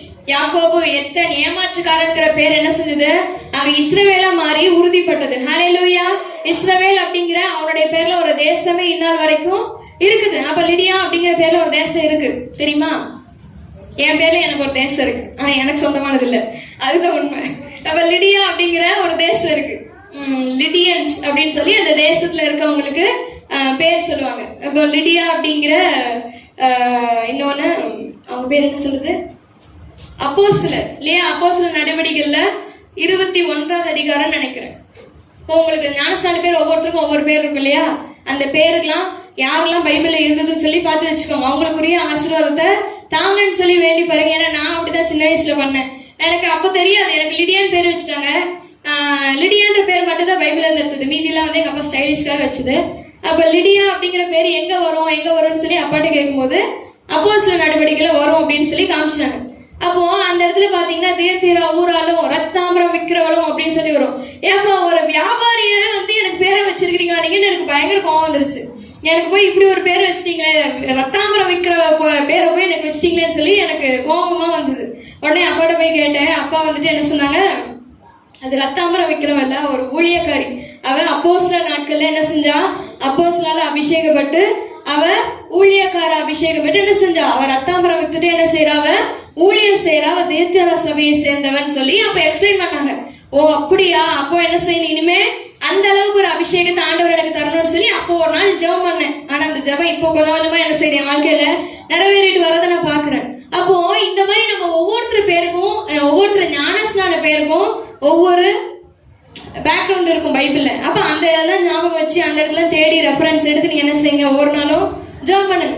அப்போ இந்த மாதிரி பண்ணும்போது அந்த நபருக்குரிய ஆசீர்வாதங்கள் என்ன செய்யும்? நமக்கு பேர்கள் சில காலத்துல சில பேர்கள் மத்தியில நம்மளுடைய பேர் என்ன செய்யுது? ரொம்ப கீழ்த்தரமா பேசப்படும். ஐயோ இவங்க இப்படிப்பட்டவங்க அப்படின்னு சொல்லி ரொம்ப வெட்கப்படக்கூடிய ஒரு அவமானப்படுத்தக்கூடிய சூழ்நிலையில நம்மளுடைய பேர் வந்து பேசப்படும், யாக்கோபை போல. ஆனா இந்த காரியத்தை கர்த்தர் சிவர் மாற்றி புது நாமத்தை கொடுத்து, இனி இந்த மாதிரி கேரக்டர் உள்ள நீ பிள்ளை கிடையாது, நீ இனிமே எனக்காக எழுந்து பிரகாசிக்க போறவன் சொல்லி ஆண்டவர் புது நாமத்தை கொடுத்து நம்ம ஆசீர்வதிப்பார். ஹல்லேலூயா, ஹல்லேலூயா. இரண்டாவது ஆசீர்வாதம் யாக்கோபுக்கு என்ன கிடைச்சது? பின்னும் தேவன் அவனை நோக்கி, நான் சர்வவல்லமையுள்ள தேவன், நீ பலுகி பெருகுவாயாக, ஒரு ஜாதியும் பற்பல ஜாதிகளின் கூட்டங்களும் உன்னிடத்திலிருந்து உண்டாகும், ராஜாக்களும் உன் சந்ததியும் பிறப்பார்கள். இப்போ இரண்டாவது ஆசீர்வாதம் கிடைக்குது, பெருக்கத்தின் ஆசீர்வாதம். நீ இதுவரைக்கும் 4 மனைவி வச்சிருந்த, இத்தனை பிள்ளைகள் வச்சிருந்த, இவங்க மூலமா உன்னுடைய சந்ததி என்ன செய்ய போகுது? பெருக போகுது. உன்னோட சந்ததியில ராஜாக்கள் வருவாங்க, பிரபுக்கள் வருவாங்க. இன்னும் யாக்கோபுல இருந்து ஒரு நட்சத்திரம் என்ன செய்யும்? உதிக்கும். அது இஸ்ரவேல் ஜனங்கள் எல்லாம் பார்ப்பாங்க. அந்த நட்சத்திரம் தான் யாரு? மறுபடியும் நான் சொல்லணும். யாரு? யாரு? யாரு? யாரு? யாரு? யாரு? சத்தமே வர மாட்டேங்குதா? இத்தனை முறை சொன்னேன்ல, ஏசப்பான்ற பேர் சொல்றதுக்கு நமக்கெல்லாம் கஷ்டமா இருக்கு. ரெடி? 1 2 3. ரெடி? 1 2 3. ஏசப்பான்னு கூப்பிடும்போது நம்ம முகத்துல ஏசப்பா அப்படி இருக்க கூடாது. என்ன சொல்லணும்? ஏசப்பா அப்படின்னு சொல்லி ஆவலா கூப்பிடணும், வாஞ்சியா கூப்பிடணும். அப்படி கூப்பிடும்போது ஆண்டவர் என்னப்பா அப்படின்னு கேட்டு ஓடி வந்து நம்மளை ஆசீர்வதிப்பார். வர மாட்டாரா? கூப்பிடலாமா? அது ஒரு பாட்டு இருக்குமே, என்னது? ஏசப்பா ஏசப்பா என்னப்பா செய்யணும்னா சொல்லுங்கப்பா செஞ்சிடுறேன். அது எவ்வளவு அழகா ஃபாதர் பெர்க்மன்ஸ் கூப்பிடுவார் இல்லையா? ஏசப்பா. நம்ம எப்படி கூப்பிடுவோம்? ஏசப்பா என்னை காப்பாத்துங்கப்பா அப்படின்னு சொல்லி இப்படி கூப்பிடுவோம். ஒவ்வொரு சூழ்நிலையில நம்ம கஷ்டமான சூழ்நிலை, அதான் வருஷ பிறப்பும் போது சொன்னாங்க இல்லையா? எந்த சூழ்நிலை நம்ம என்ன செய்யணும்? ஆண்டவருக்கு மகிமை செலுத்தணும், நன்றி செலுத்தணும். ஆசீர்வாதம் தந்தா மட்டும் தான் ஏசப்பா, இல்லனா போங்கப்பா அப்படின்னு சொல்லிடக்கூடாது. என்ன செய்யணும்? ஆசீர்வாதம் கொடுத்தாலும் கொடுக்கலனாலும் ஏன் ஏசப்பா எனக்கு எப்பனாலும் தருவாரு, எப்பனாலும் வாங்கிப்பாரு, நான் கேட்டு வாங்கிக்குவேன் அப்படின்னு சொல்லி தைரியமா சொல்லிட்டு விசுவாசோட சொல்லும் போது கர்த்தர் அளவில்லாத ஆசீர்வாதத்தினால நிரப்புவார். நிரப்ப மாட்டாரா? இப்ப கூப்பிடலாமா ஏசப்பாவை? எப்படி கூப்பிடுவீங்க ஏசப்பாவை? ஏசப்பா அப்படி கூப்பிடக்கூடாது. எப்படி கூப்பிடணும்? எப்படி கூப்பிடணும்? நல்லா சிரிச்சுட்டே சந்தோஷமா கூப்பிடுங்க. அட போங்கப்பா நீங்களும். இப்படி கூப்பிட்டா என்ன பண்றது? நல்லா கை தூக்குங்க. கையை தூக்குனா அல்லேலூயான்னு வந்துருது. அப்ப ஏசப்பான்னு பேர் வர மாட்டேங்குது. கை தூக்குனீங்களா? சிரிக்க பார்க்கலாம். 32 தெரியணும். தெரிய மாட்டேங்குது. தெரியுது எல்லாத்துக்கும்? மாஸ்க்ல கட்டியாச்சா? இப்ப கூப்பிடுங்க. ஏசப்பா, ஏசப்பா, வாங்கப்பா, நிரப்புங்கப்பா, ஆசீர்வதிங்கப்பா, ஆமேனப்பா. Okay, ton. சந்தோஷமா இருக்கீங்களா? ஆமா, ஏசப்பாவை நீங்க நார்மலா கூப்பிடுங்க. சோர்வா கூப்பிடும் போது ஆண்டவர் சோர்வா வந்து நிப்பாரு. நீங்க சந்தோஷமா கூப்பிடும்போது ஐயோ என் மகன் சந்தோஷமா கூப்பிட்டா அப்படின்னு சொல்லி ஓடோடி வந்து நம்ம என்ன செய்வாரு? தூக்கி வச்சு கொஞ்சுவார். கொஞ்சம் வர மாட்டாரா? கொஞ்சம் வர மாட்டாரா? ஆமா. அப்ப கொஞ்சம்னு சொன்னா நீங்களும் அவர் கொஞ்சற மாதிரி நடந்துக்கணும். எப்படி நடந்துக்கணும்? முதல்ல அடிமைத்தனத்தை விட்டு, மாம்சத்தின் கிரியை விட்டு எழுந்து வரணும். ரெண்டாவது என்ன பண்ணணும்? சுக்கோத்தை விட்டு எழுந்து வரணும். சுக்கோத்துங்கிறது என்னது? இன்னும் ஒரு பாயிண்ட் தான் இருக்கு, நான் முடிக்க போறேன். சொல்லுங்க. தற்காலிகமான இடம். தற்காலிகமான இடத்துல நம்ம நிரந்தரமா என்ன செஞ்சிடக்கூடாது? தங்கிடக்கூடாது. இருந்தா என்ன ஆயிடும்? யாக்கோபுக்கு கிடைச்ச அந்த அவமானம், நிந்த, வெட்கம் இதெல்லாம் என்ன செஞ்சிடும்? நமக்கும் கிடைச்சிடும். அப்ப நிரந்தரமான இடத்தை நோக்கி தான் ஓடுமே தவிர தற்காலிகமான இடத்துல அப்படியே தேவைப்பட்டு கூடாது. ரெண்டாவது, அதே இடத்துல அதே பாயிண்ட்ல என்ன பார்த்தோம்? சுக்கோத்தை விட்டு எழுந்து வர்றதுல முதலாவது அந்நிய தெய்வங்களை விலைக்கு போடணும். ரெண்டாவது பரிசுத்தமாக உள்ளத்தை மாற்றணும். மூன்றாவது வஸ்திரத்தை மாற்றணும். இப்ப இதெல்லாம் மாற்றிட்டோம்னு சொன்னா, அங்க போய் பலிபீடத்தை உண்டாக்கி நம்மளை அர்ப்பணித்துட்டோம்னு சொன்னா ஆண்டவர் என்ன தருவாரு? பெருக்கத்தின் ஆசீர்வாதம் தருவாரு. முதல்ல பெயரை நிலைநிறுத்துவார். அப்ப யாக்கோபு எத்தன்கிற பெயரை மாற்றி இஸ்ரவேல்னு ஒரு தேசத்தை, ஒரு பெரிய ஒரு நல்ல தேசத்தை ஆண்டவர் என்ன செய்வாரு? கொடுப்பாரு. அப்போ நம்மளுடைய பெயரை நிலைநிறுத்துவார். ரெண்டாவது பெருக்கத்தின் ஆசீர்வாதத்தை கொடுப்பார். விட்டு எழுந்து பெத்தேலுக்கு போகும்போது அவனுக்கு பெரிய ஆசீர்வாதம் கிடைச்சது. ஏன்னா அது தகப்பனுடைய வீடு. பெத்லஹேம் யாருடைய வீடு? அதுவும் தகப்பனுடைய வீடு தான். ஏசப்பா பிறந்த இடம் பெத்லஹேம். அப்போ தகப்பனுடைய வீட்டுக்கு போனா ஆசீர்வாதங்கள் என்ன கிடைக்கும்? நிறைய கிடைக்கும். எவ்வளவு கிடைக்கும்? ஆமா, கேட்கிற எவனுக்கும் அதிகம் கொடுக்கப்படும். வசனம் தெரியுமா? கேட்கிற எவனுக்கும் அதிகம் வேணுமா வேணாமா? ஆமா, அப்ப அதிக சத்தத்தோட கேட்கணும். கேட்கிற எவனுக்கும் அதிகம் கொடுக்கப்படும். அப்ப அப்பா கிட்ட கேட்கிற பிள்ளைக்கு எவ்வளவு கிடைக்கும்? அதிகமா. நம்ம உதாரணத்துக்கு யோகானனை எடுத்துக்கோங்களேன். பிள்ளைங்க கேட்டவொடனே என்ன செஞ்சுறாங்க? ஆமா, அது உடம்புக்கு கெடுதல் கொண்டு பண்ற தீனியா இருந்தாலும் சரி, கேட்ட உடனே என்ன செஞ்சது? கிடைச்சிருது. இங்க கிடைக்கும் போது இங்க வந்து சாப்பிடுவா. நான் திட்டிகிட்டே இருப்பேன், அது சாப்பிடாத சாப்பிடாத சாப்பிடாத. ஆனா என்ன செய்வாங்க? அதுதான் சாப்பிடுவாங்க. அப்போ அப்பாட்ட கேட்கிற பிள்ளைங்க வெறுமையா திரும்பி போனதே கிடையாது. அது என்ன செய்வாங்க? நிறைய நிறைய நிறைய ஆசீர்வாதம் அப்பா என்ன செய்வாரு? தருவாரு. எங்க அப்பாட்ட கேட்டா சில பொருள் கிடைக்காது. டைரி மில்க் கேட்பேன், அது பண்ணி கொழுப்பு அப்படி சொன்னா யாரும் சாப்பிடுவாங்களா? சாப்பிட மாட்டாங்க. அதனால என்ன செஞ்சாங்க? அப்பா அதெல்லாம் உடம்புக்கு கெடுதல். அப்போ நம்மளுடைய பரம தகப்பனும் அப்படிதான். தேவையில்லாத நினைச்சு அவரை கொடுக்கலன்னு சொன்னா அது கூட என்ன சொல்றோம்? நம்ம கோச்ச கூடாது. அது இப்போதைக்கு தேவையில்லை. தேவைப்படுறப்ப ஆண்டவர் பரமபிதா என்ன செய்வாரு? அப்ப தருவாரு. ஹல்லேலூயா, ஹல்லேலூயா. அப்போ தகப்பனுடைய வீட்டுக்கு போகும்போது நிறைவான ஆசீர்வாதம் நமக்கு கொடுப்பார். பரலோகத்துக்கு போவோம் ஒரு நாள் இல்லையா? போகும்போது எப்படி போகணும்? அவர் நமக்கு அதிகமா கொடுக்கறது மாதிரி நாமளும் ஆண்டவருக்கு என்ன செய்யணும்? அதிகமா கொடுக்கணும். எப்படி கொடுக்கணும்? அதிகமா கொடுக்கணும். அதிகமா ஆத்துமாக்களை கூட்டிட்டு ஆண்டவரே உங்களுடைய சமூகத்துக்கு நான் வெறுமையா வரல, நீங்க தகப்பன் வீட்டுல இருந்து எனக்கு நிறைய கொடுத்தீங்க, இப்ப புள்ள வீட்டுல இருந்து உங்களுக்கு நான் நிறைய கொண்டு வந்திருக்கேன்னு சொல்லி சந்தோஷமா அவர்கிட்ட போய் என்ன செய்யணும்? கொடுக்கணும். ஹல்லேலூயா. அப்ப தகப்பனுடைய வீட்டின் ஆசீர்வாதம், பெருக்கத்தின் ஆசீர்வாதம், பெயர் நிலைநிறுத்தப்படும். ஹல்லேலூயா. அப்ப இதுக்கெல்லாம் முன்னாடி நம்ம என்ன செய்யணும்? எழுந்து வரணும். முடங்கி கிடந்து இருந்தது போதும், நம்ம எழுந்து சிரமம் பண்ண வேண்டிய நேரம். அப்ப நம்ம மோவாப்ல இருந்துட்டு பெத்லஹேமுக்கு எழுந்து வரணும். அடுத்து சுக்கோத்ல இருந்து பெத்தேலுக்கு எழுந்து வரணும். ஹல்லேலூயா. அப்ப மூன்றாவது காரியமாக, கடைசி காரியமாக, தூசியை உதறிவிட்டு எழும்பி வர வேண்டும். ஏசாயா 52வது அதிகாரம் 1வது வசனம் 2வது வசனம். எழும்பு சீயோனே, எழும்பு எழும்பு சீயோனே. வல்லமையை தரித்துக்கொள். ஆ பரிசுத்த நகரமாகிய எருசலேமே, உன் அலங்கார வஸ்திரங்களை உடுத்திக்கொள். விருத்திசேதனம் இல்லாதவனும் அசுத்தனும் நீ உன்னிடத்தில் வருவதில்லை. தூசியை உதறிவிட்டு எழுந்திரு. எருசலேமே நிற்சிரு. சிறைப்பட்டு போன சீயோன் குமாரத்தியே, கழுத்திலுள்ள கட்டுகளை அவிழ்த்துவிடு. ஹல்லேலூயா.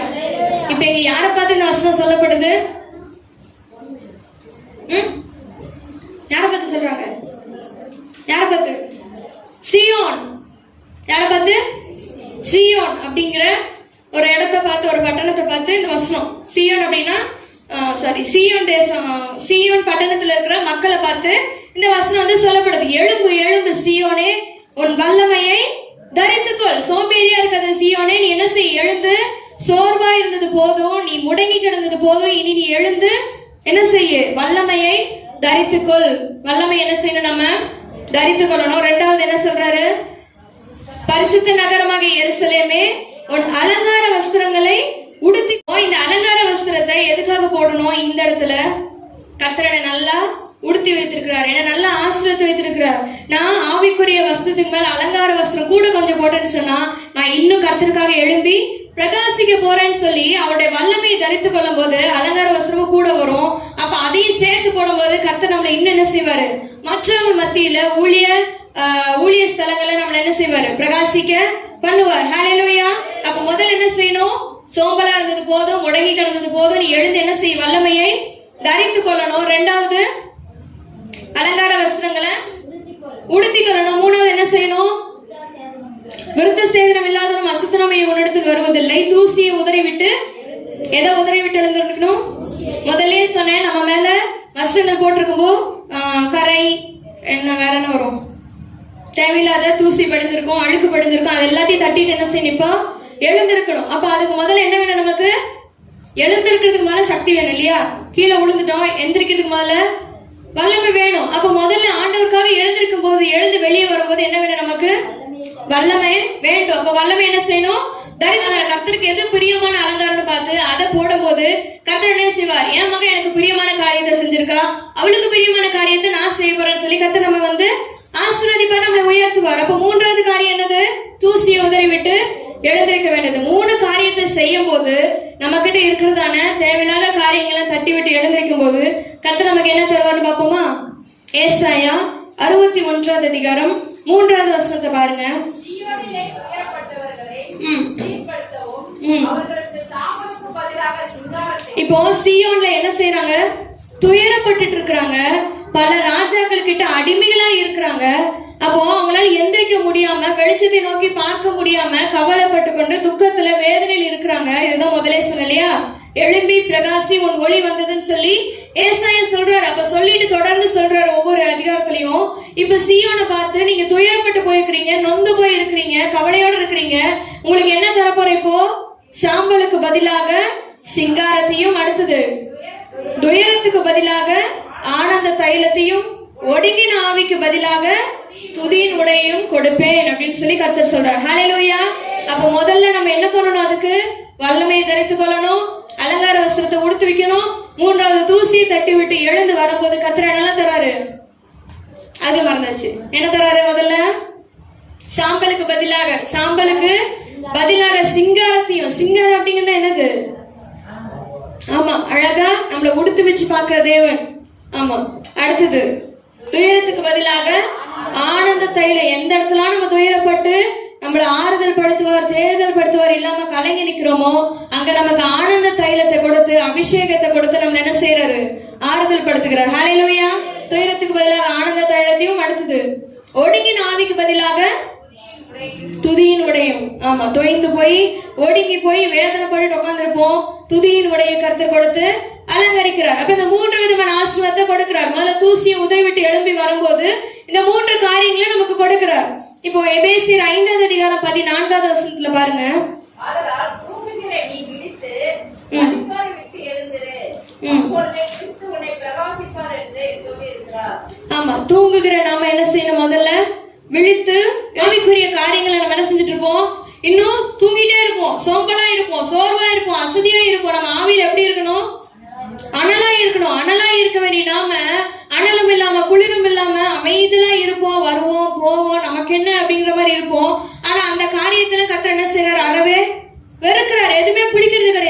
நம்ம என்ன செய்யணும்? முதல்ல நம்ம மேல இருக்கிற தூசியை தட்டி விட்டு தூங்கிட்டு இருக்கோம்னா அதை முதல்ல நம்ம தட்டி எழுந்து வந்தோம் அப்படின்னு சொன்னா, மரித்தோரை விட்டு எழுந்தோம்னு சொன்னா, தூங்குகிற நீ விழித்து மரித்தோரை விட்டு எழுந்துரு, அப்பொழுது கர்த்தர் உன்னை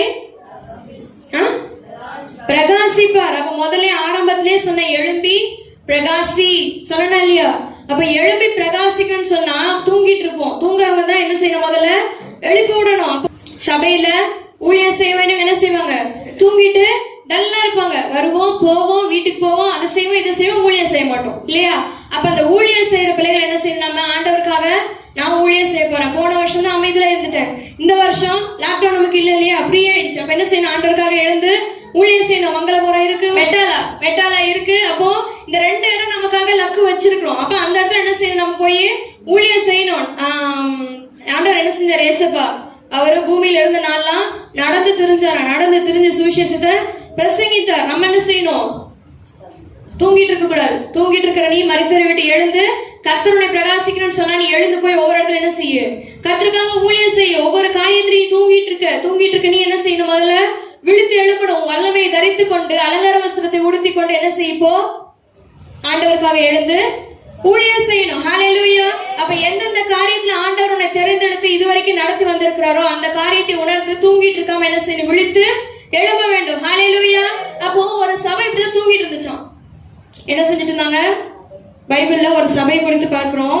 அவங்க தூங்கிட்டு இருந்தாங்களாம். சில காரியத்தை இழந்து போயிட்டாங்களாம். அது எந்த சபை தெரியுமா? வெளிப்படுத்தின விசேஷம் 2வது அதிகாரம் 4வது வசனம் 5வது வசனத்தை வாசிங்க. ஆனாலும் நீ ஆதியில் கொண்டிருந்த அன்பை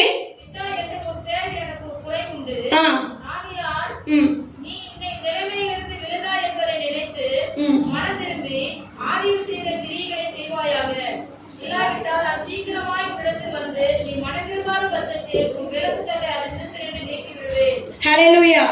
இப்ப இந்த இடத்துல பாக்குறோம் எபேசு சபையை குறித்து பார்க்கிறோம். இப்ப எபேசு சபையை குறித்து கர்த்தர்கிட்ட ஒரு குறைவு வந்துச்சு. என்ன இருந்தது? நீ ஆதியில என் மேல எவ்வளவு அன்பு செலுத்துற, எனக்காக எவ்வளவோ காரியத்தை நீ செஞ்ச. ஆனா கொஞ்ச நாள் போக போக போக உனக்கு ஆசீர்வாதங்கள் கூட கூட உனக்கு என்னாச்சு? கிறிஸ்துவ மேல வைத்திருந்த அன்பையும் போயிடுச்சு, ஊழியக்காரர் மேல வைத்திருந்த அன்பு போயிடுச்சு, ஒருத்தருக்கு ஒருத்தர் வச்சிருந்த அன்பு போயிடுச்சு, ஐக்கியம் போயிடுச்சு, எல்லாத்தையும் இழந்து இப்ப நீ என்ன செஞ்சுட்ட? அன்பை இழந்து உருமாறிட்டு. அப்ப மாற்றம் இல்லாம இருக்க. அதனால நீ என்ன செய்யற? அனலும் இல்லாம குளிரும் இல்லாம இருக்கிற. இப்படியே இருந்துட்டு இருந்தேன்னு சொன்னா உங்ககிட்ட இருக்கிற விளக்குத்தண்டை எடுத்து நான் என்ன செஞ்சிருவேன்? நீக்கி போடுவேன். அதனால உன் விளக்குத்தண்டை எடுத்துட்டு என்ன ஆயிடும்? நீ இருளுக்குள்ள போயிருவேன். உங்ககிட்ட இருக்கிற வெளிச்சம் அணைந்து போயிடும், மங்கி போயிடும். அப்போ ஆதியில் இருக்கிற அன்பை இழந்துட்டோம்னு சொன்னா ஆண்டவர் என்ன செஞ்சிருவாரு? போதும், நீ எனக்காக இருந்தது போதும், நீ ஏற்கனவே டல் ஆயிட்டு, அப்போ உங்ககிட்ட இருக்கிற விளக்குத்தண்டை எடுத்துக்கிறேன். நீ இன்னும் என்ன செய்ய போற? இன்னும் இருளுக்கு தான் போக போற. நீ எப்ப என்ன தேடி வரையோ, எப்ப ஆதியா எழுந்த அன்பை திரும்ப கொண்டு புதுப்பிச்சு வரையோ, அப்ப என்ன செய்ய? உனக்கு விளக்குத்தண்டை தருவேன். அப்ப எனக்காக எழுந்து பிரகாசின்னு சொல்லி கர்த்தர் என்ன செய்றார்? எபேசு சபை கிட்ட இருந்து விளக்குத்தண்டை எடுத்துக்கொள்கிறார். அப்போ இந்த இடத்துல எபேசு சபைக்கு ஆதியில இருந்த அந்த அன்பு, ஆதியில இருந்த அந்த அபிஷேகம், ஆதியில இருந்த அந்த வல்லமை இப்ப என்னாச்சு? கொஞ்சம் கொஞ்சமா குறைஞ்சுக்கிட்டே வருது. இன்னைக்கு நம்ம சபையில அந்த நிலைமை இருக்கா இல்லையாங்கிறது அம்மாவுக்கு தான் தெரியும். அப்போ அந்த காரியம் இருந்ததுன்னு சொன்னா அந்த காரியத்தை விட்டு நம்ம என்ன செய்யணும்? வெளியே வரணும். ஆதியில நம்ம ஆண்டவர் மேல எவ்வளவு அன்பு வச்சிருந்தோம், ஆதியில ஆண்டவருக்காக நம்ம எவ்வளவு ஓடணும், எவ்வளவு ஊழியம் செஞ்சோம் அப்படிங்கிறது ஒவ்வொருத்தருக்கும் தெரியும். எப்படிலாம் நம்ம சபைக்கு ரட்சிக்கப்பட்டு புதிதா வந்திருந்தப்ப எப்படிலாம் ஊழியம் செஞ்சோம், எப்படிலாம் ஆண்டவருக்காக எழுந்த பிரகாசம் சொல்லி ஒவ்வொருத்தருக்கும் தெரியும். இப்ப நம்ம எந்த நிலைமையில இருக்கோங்கிறது நமக்கு தெரியும் இல்லையா? அப்போ அந்த அன்பு இப்போ இருந்ததுன்னு சொன்னா அவங்களுக்காக ஸ்தோத்திரம். அந்த அன்பு இப்ப குறைஞ்சிருச்சுன்னு சொன்னா அது என்ன செய்யணும்? நம்ம புதுப்பிக்கணும். இல்லைன்னு சொன்னா என்ன ஆயிடும்? ஆண்டவர் வந்து உங்ககிட்ட இருக்கிற விளக்கு தண்டை பிடுங்கி போட்டுட்டு நீ எப்ப எரிந்து பிரகாசிக்க உன்னை அர்ப்பணிக்கிறியோ அப்ப நான் உனக்கு என்ன சொல்றேன்? அந்த விளக்கு தண்டை தரேன்னு சொல்லி நம்மள இருள விட்டு போயிருவார். அப்போ நமக்கு இருள் வேணுமா வெளிச்சம் வேணுமா? வெளிச்சம் தான் வேணும். அன்னைக்கு இஸ்ரவேல் ஜனங்கள் என்ன செஞ்சாங்க? போயிட்டாங்க. அதனாலதான் விளக்கு தண்டை கர்த்தர் என்ன செஞ்சிட்டாரு? அங்க இருந்து எடுத்துட்டாரு. நீ விக்கிரகாரனை சேவிக்கிறியா? போயிட்டு போ. ஆதியில இருந்து அன்பை நீ இழந்துட்ட. அதனால என்ன செஞ்சுட்டேன்? உங்ககிட்ட இருக்கிற விளக்கு தண்டை எடுத்துட்டேன். அதனால அவங்க என்ன செஞ்சிட்டாங்க? அப்போ இருளுக்குள்ள போயிட்டாங்க. அப்போ இந்த இஸ்ரவேல் ஜனங்கள் அந்த தவறை செஞ்சதுனாலதான் அவங்க இருளின் ஆதிக்கத்துக்குள்ள, அடிமைத்தனத்துக்குள்ள, மாம்சத்தின் கிரியைகளுக்குள்ள மாட்டிக்கிட்டாங்க. இப்ப அந்த காரியத்திலிருந்து வெளியே வரணும்னு அவங்க நினைக்கிறதுனால ஆண்டவர் என்ன செஞ்சார்? திரும்ப அந்த விளக்கு தண்டை அவங்க கிட்ட கொடுத்து நீ இனிமே என்ன செய்ய போற? எழும்பி பிரகாசிக்க போற. ஏன்னா உன் ஒளி உன்கிட்ட இருந்து நான் எடுத்து போட்ட ஒளி என்ன செஞ்சு திரும்ப உன்கிட்ட இப்போ வந்துருச்சு. அதனால நீ என்ன செய், என்னுடைய மகிமை நான் உன் மேல வைக்க போறேன், நீ எழுந்து எனக்காக பிரகாசின்னு சொல்லி ஏசாயா மூலமா கர்த்தர் அந்த வார்த்தையை கொடுக்கிறார். அப்போ எபேசு சபைக்கு இந்த நிலைமை இருந்தது, இந்த நிலைமை நம்ம சபைக்கு இருக்க கூடாததுனால இன்னைக்கு கர்த்தருடைய வார்த்தை வெளிப்படுகிறது. அப்ப ஆதியில இருந்த அன்பு, ஆதியில கிறிஸ்து மேல நீ வைத்திருந்த அன்பு, ஆதியில நீ ஊழியக்கார மேல வைத்திருந்த அன்பு, ஆதியில நீ சபை ஊழியத்து மேல வைத்திருந்த அன்பு, ஆதியில நீ ஒருத்தருக்கு ஒருத்தர் காட்டின அன்பு, இப்ப எல்லாவற்றையும் இழந்து இப்ப என்ன ஆயிட்ட, நீ அப்படியே உட்கார்ந்துருக்கு, சோர்வா இருக்க, வல்லமை இழந்து போய் காணப்படுற, தரிசனம் இல்லாம, லக்கு இல்லாம, கோல் இல்லாம அப்படி இருக்க கூடாது. ஹல்லேலூயா. அப்படி இருந்தோம்னு சொன்னா இன்றைக்கு நமக்குள்ள என்ன வரணும், ஒரு மாற்றம் வரணும். வருமா வராதா? வரணும். ஆதியில இருந்த அன்பு, ஆண்டவரே இவ்வளவு அன்பா நானு உங்ககிட்ட ஓடி வந்தேன், ஆனா இப்போ என்கிட்ட அந்த அன்பு லெவல் கம்மியாயிடுச்சு, இனிமே நான் என்ன செய்ய போறத புதுப்பிக்க போறேன், இனிமே கர்த்தருக்காக நான் எழுந்து பிரகாசிக்க போறேன்னு சொல்லி இன்னைக்கு ஒப்பு கொடுக்கல கர்த்தர் உண்மையா நடக்குவார். ஹல்லேலூயா, ஹல்லேலூயா. கடந்த நாட்கள்ல அம்மா அர்ப்பணிப்புக்காக சொன்னாங்க இல்லையா, கடைசியா ஜெபத்துல அர்ப்பணிங்க, இந்த ஊழியத்துக்காக, இந்த சுவிசேஷ பணிக்காக, இந்த ஜெப குழுவுக்காக உங்களை அர்ப்பணிங்கன்னு சொன்னாங்க. எத்தனை பேர் உண்மையா அர்ப்பணிச்சோம்? உண்மையாக அர்ப்பணித்துக்கலாம், கர்த்தருக்கு மகிமை உண்டாவதாக. அப்போ அர்ப்பணிக்காம பலர் இருந்தோம், நானும் பார்த்தேன், அம்மாவும் பார்த்தாங்க, மனசு ரொம்ப கஷ்டப்பட்டோம். ஆண்டவருக்காக என்ன செஞ்சோம், நம்ம ஊழியத்துக்கு அர்ப்பணிக்கிறதுக்காக மக்கள் கிட்ட ஒரு அறைகூவல் விடுத்தோம். ஆனா அதை உண்மையாக ஏற்றுக்கொண்டவர்கள் நிறைய பேரு, ஆனா கொஞ்சம் பேர் என்ன செய்யல, ஒழுங்கா அர்ப்பணிக்கல, மனசுக்கு வேதனையா இருக்குன்னு சொல்லி அம்மா புலம்பினாங்க. ஆனாலும் கர்த்தர் என்ன செய்வார், சீக்கிரத்துல அந்த இடத்துல ஒரு பெரிய காரியத்தை நடப்பிப்பார் என்ற விசுவாசத்தை எங்களுக்குள்ளே நாங்கள் திடப்படுத்தி கொண்டோம். ஆகவே நம்ம என்ன செய்யணும், கர்த்தருக்காக சில காரியங்களை எடுப்பித்து நம்ம நடத்தணும்னு சொன்னா முதலாவது தேவை என்னது, கீழ்ப்படிதலும் அர்ப்பணிப்பும் தான். ஹல்லேலூயா. அப்ப ஆதியில நம்ம கர்த்தருக்காக ஆரம்பத்துல நம்ம ஊழியத்துக்கு ஒப்பு கொடுக்கும் போது எவ்வளவு அழகா நம்ம வல்லமையோட வந்து தாகத்தோட வாஞ்சியோட ஆண்டவருக்காக நான் செய்யறேன், ஆண்டவருக்காக நான் செய்யாம வேற யாரும் செய்ய போறா அப்படின்னு சொல்லி எல்லாம் வந்திருப்போம். ஆனா கொஞ்ச நாள் போக போக போக பல காரியங்கள் நமக்குள்ள வர வர என்ன செஞ்சிரும், அந்த அன்பு அப்படியே குறைஞ்சு போயிடுது. ஊழியத்துக்கு அர்ப்பணிங்கன்னு சொன்னா அப்படியே குறைஞ்சு போயிடும், அப்படியே சோர்வா உட்காந்துக்கிறோம் இல்லையா. அப்ப அந்த காரியங்களை மாறி என்ன செய்யணும், நம்ம ஆதியில இருந்த அன்பை திரும்பவும் புதுப்பிச்சு நம்ம ஒழுங்கா அர்ப்பணிக்கும் போது கர்த்தர் நம்மை நிரப்புவார். ஹல்லேலூயா, ஹல்லேலூயா. இது கொஞ்சம் கடினமா இருந்தா என்ன மன்னித்துக் கொள்ளுங்க, ஆனா ஆண்டவர் சொல்லுகிற வார்த்தை என்ன செய்யணும், சொல்லித்தான் ஆகணும். ஆகவே ஆதியில இருந்த அன்பு குறைந்திருக்கும் என்று சொன்னால் சீக்கிரத்தை அதை புதுப்பிச்சு என்ன செய்யுங்க, நிறைவாக மாற்றுங்க. ஹல்லேலூயா. யோவான் 8வது அதிகாரம் 12வது வசனத்தை வாசிங்க. யோவான் 8:12. மறுபடியும் இயேசு ஜனங்களை நோக்கி, நான் உலகத்திற்கு ஒளியா இருக்கிறேன், என்னை பின்பற்றுகிறவன் இருளிலே நடவாமல் ஜீவ ஒளியை அடைந்திருப்பான் என்றார். ஹல்லேலூயா. ஏசப்பா ஜனங்களை பார்த்து சொல்றாரு, இயேசு எப்படிப்பட்டவர், உலகத்திற்கு ஒளியான மெய்யான ஒளியாக அவர் இருக்கிறார். அப்ப என்ன பின்பற்றவன் எப்படி இருப்பான், இருளிலே நடவாமல் ஜீவ ஒளியை அடைந்திருப்பான்னு சொல்றாரு. அப்போ ஏசப்பாவை பின்பற்றுகிற நாம, கிறிஸ்துவின் அன்பை வெளிப்படுத்துகிற நாம எப்படி இருக்கணும், ஜீவ ஒளியில நடக்கணும். அதுக்கு தேவை என்ன பண்ணணும், முதல்ல இருளை விட்டு வெளியே வரணும். ஹல்லேலூயா. இருளில் இருக்கிற ஜனங்கள் பெரிய வெளிச்சத்தை கண்டார்கள் சொல்லி வசனம் சொல்லுது. அப்போ இருளில இருந்தோம்னு சொன்னா வெளிச்சம் நம்ம கண்ணை, ஆமா, அதனால என்ன செய்யணும், இருளை விட்டு, இருளின் ஆதிக்கத்தை விட்டு, அடிமைத்தன இருளை விட்டு, மாம்சத்தின் கிரியாக இருளை விட்டு நம்ம என்ன செய்யணும், முதல்ல வெளியே வந்தோம்னு சொன்னா ஆதியில இருந்த அன்பு என்ன செஞ்சிரும், அதிகமாகும். அதிகமாக அதிகமாக நம்ம ஆண்டவருக்காக ஏதாவது செய்யணும், என் ஏசப்பாக்காக ஏதாவது செய்யணும்னு சொல்லி ஓடி வருவோம். அப்ப ஜீவ ஒளியில நம்ம ஏசப்பா கூட நடப்போம். ஹல்லேலூயா, ஹல்லேலூயா. அடுத்தது 1 யோவான் 2வது அதிகாரம் 9-10. வேகமாக அதை முடிக்கிறேன். 1 யோவான் 2:9-10. புரியல.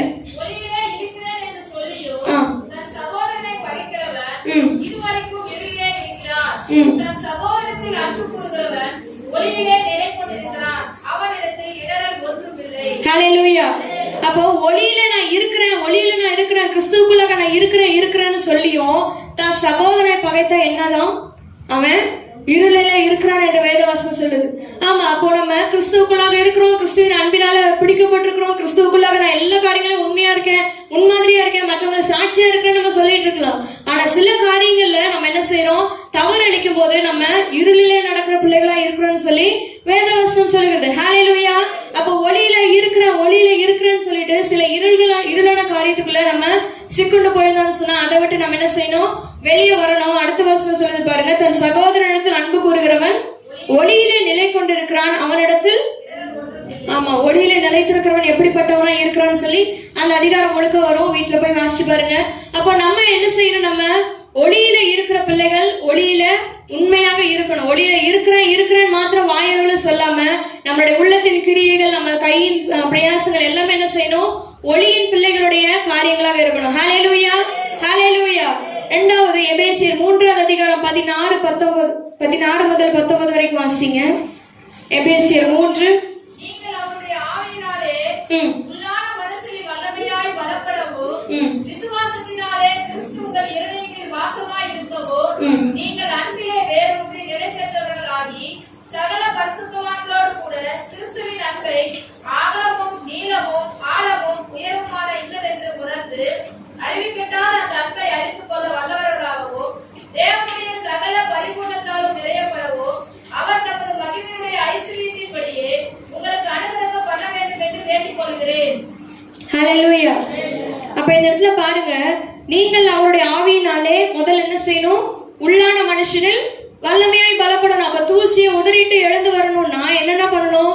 முதல்லயே சொன்ன வல்லமையை தரித்து கொள்ளணும். அப்ப இந்த இடத்துல புதிய ஏற்பாட்டிலையும் அதே தான் சொல்றாங்க. முதல்ல உள்ளான மனுஷன்ல வல்லமையா என்ன செய்யணும்?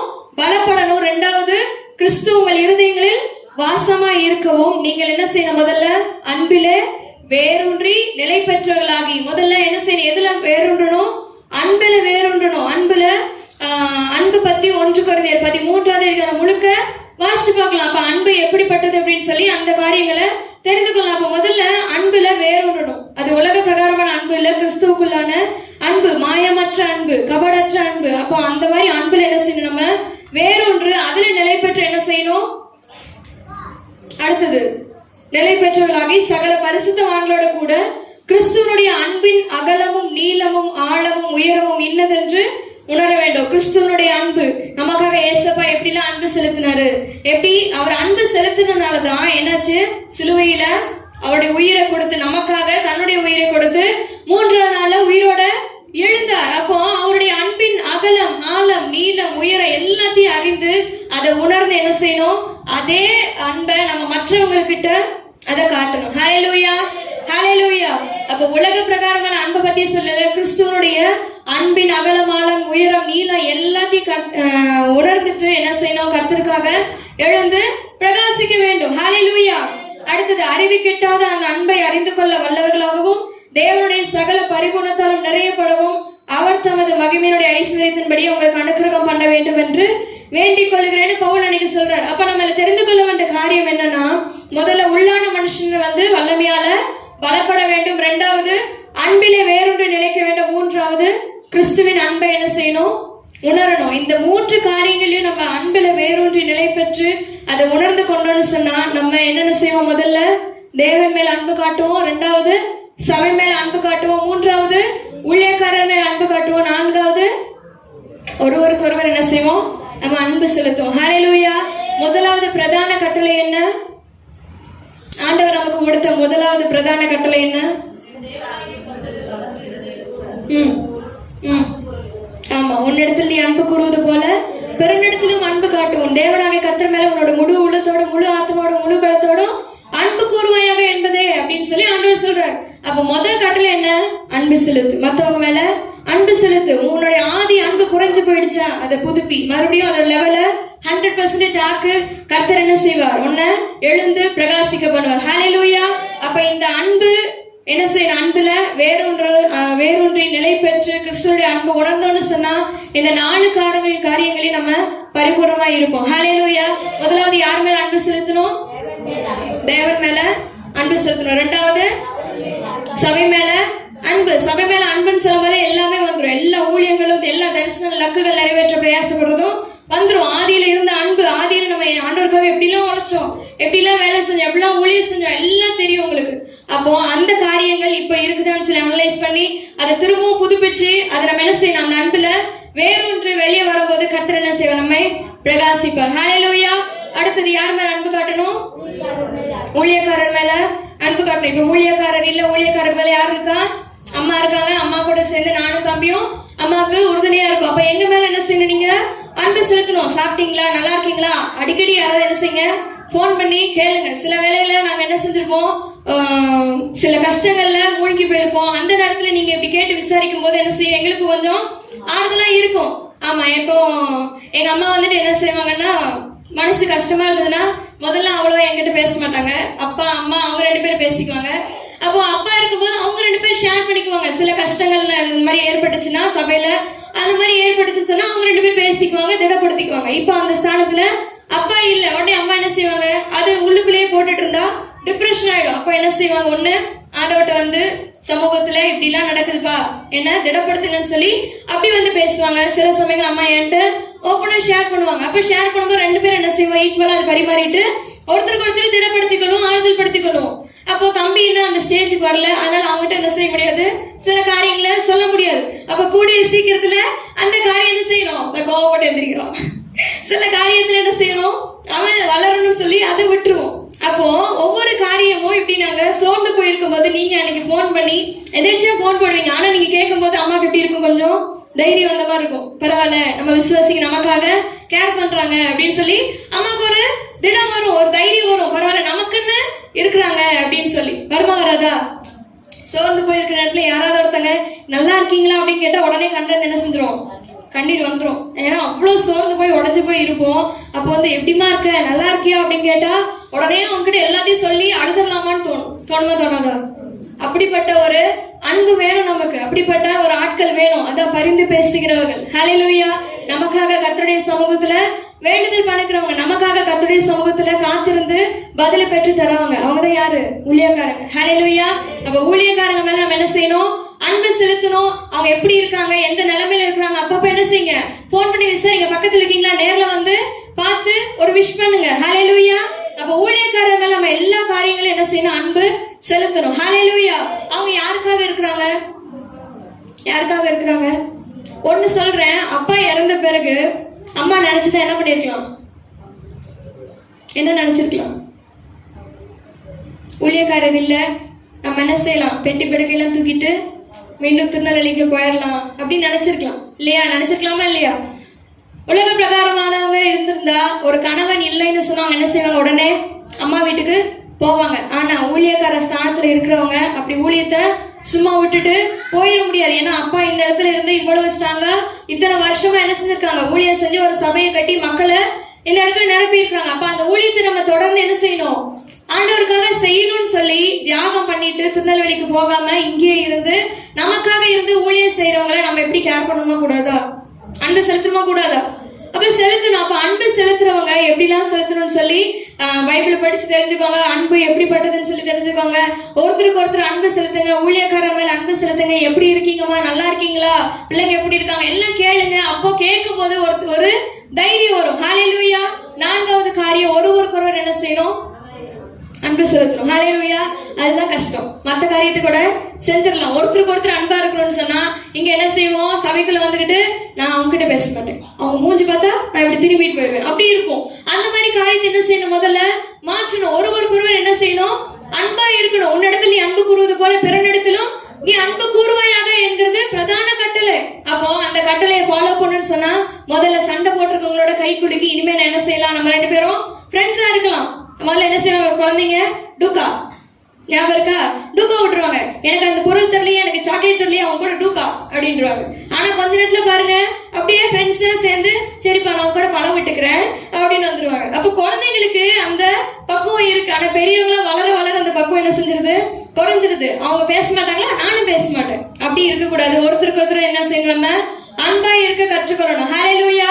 ஒரு வசனத்தை வாசிப்போம். 1 கொரிந்தியர் 13வது அதிகாரம் 1, 2, 3 சீக்கிரம். மனுஷர் பாசைகளையோ தூதர் பாசைகளோ பேசினாலோ அன்பு எனக்கு இராவிட்டால் சத்தமிடுகிற வெண்கலம் போலவோ ஓசையிடுகிற கைத்தாளம் போலவும் இருப்பேன்.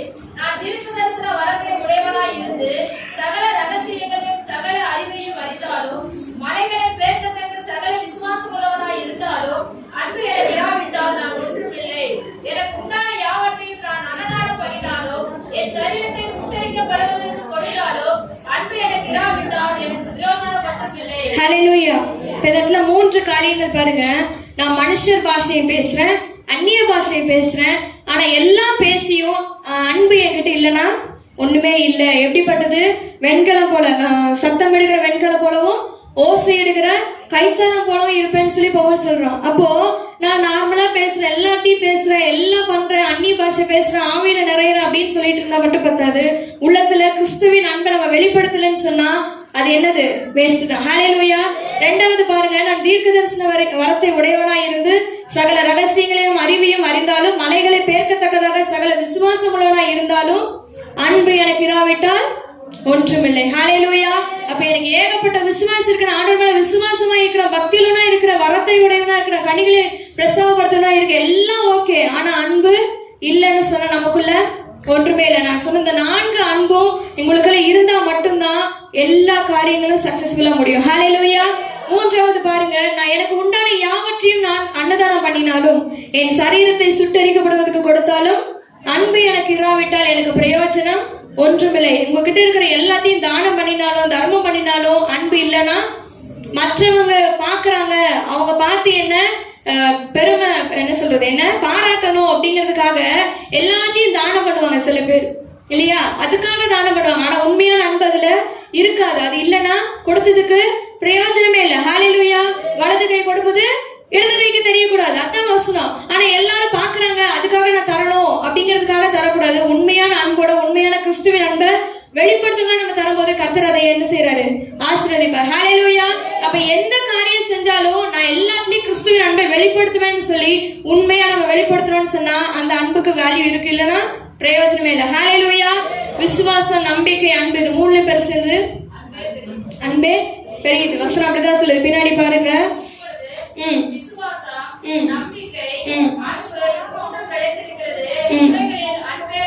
ஆமா, ஆண்டவரே சொல்லிட்டாரு, நீங்க மலையே பெயர்ந்து போட்டோம் அப்படின்னு சொல்லி நீ சொன்ன மாத்திரத்துல மலை பெயர்க்கத்தக்க விசுவாசம் இருந்தாலும் அன்பு மட்டும் இல்லைன்னா என்னது? பிரயோஜனமே இல்லை. விசுவாசம், நம்பிக்கை, அன்பு, இது 3 பெருசு அன்புதான். சோ கிறிஸ்துவின் அன்பை விட்டு நம்ம பிரிப்பவன் யாருன்னு சொல்லி விசுவாசமா சொல்லணும். கிறிஸ்துவின் அன்பை நம்ம என்ன செய்யணும்? மற்றவங்களுக்கு வெளிப்படுத்தணும். ஆதி அன்புல குறைவுள்ள இருந்தா அந்த அன்பை என்ன செய்யணும்? புதுப்பிக்கணும். இது எல்லாவற்றையும் புதுப்பிச்சு நீங்க தூசியை தட்டி விட்டு எழுந்து வரும்போது கர்த்தர் என்ன செய்வார்? சாம்பலுக்கு பதிலாக சிங்காரத்தையும், துயரத்துக்கு பதிலாக ஆனந்த தைலத்தையும், ஒடுக்கின ஆவிக்கு பதிலாக துதியின் உடையும் கர்த்தர் கொடுத்து உங்களை உயர்த்துவார். ஹல்லேலூயா. ஹல்லேலூயா. ஹல்லேலூயா. முழங்கால் படிட்டு கண்களை மூடி ஒப்பு கொடு. Thank you Jesus. Thank you Jesus. Oh hallelujah. பிசாசு எந்த காரியத்துல கட்டி வச்சிருக்கானோ இப்பொழுதே தகப்பனே, இப்பொழுதே உடைய வல்லமையினால, உடைய விடுதலையாக்கும் கரத்தினால தகப்பனே எங்களுடைய அடிமைத்தன கட்டுகளை முறித்து போடுவீராக என்று நாங்கள் வேண்டுகிறோம். Oh hallelujah. மாம்சத்தின் கிரியைகள் எங்களுக்குள்ளே இருந்து கிரியை செய்யும் என்று சொன்னால் அது இப்பொழுதே வெளியேறும்படியாக நாங்கள் கட்டளை எடுக்கிறோம் ஆண்டவரே. Oh hallelujah. நாங்கள் கேட்ட குமாரனை போல அல்ல தகப்பனே, மோவாபை நோக்கி போகிற நோகாமி போல இல்லப்பா. Oh hallelujah.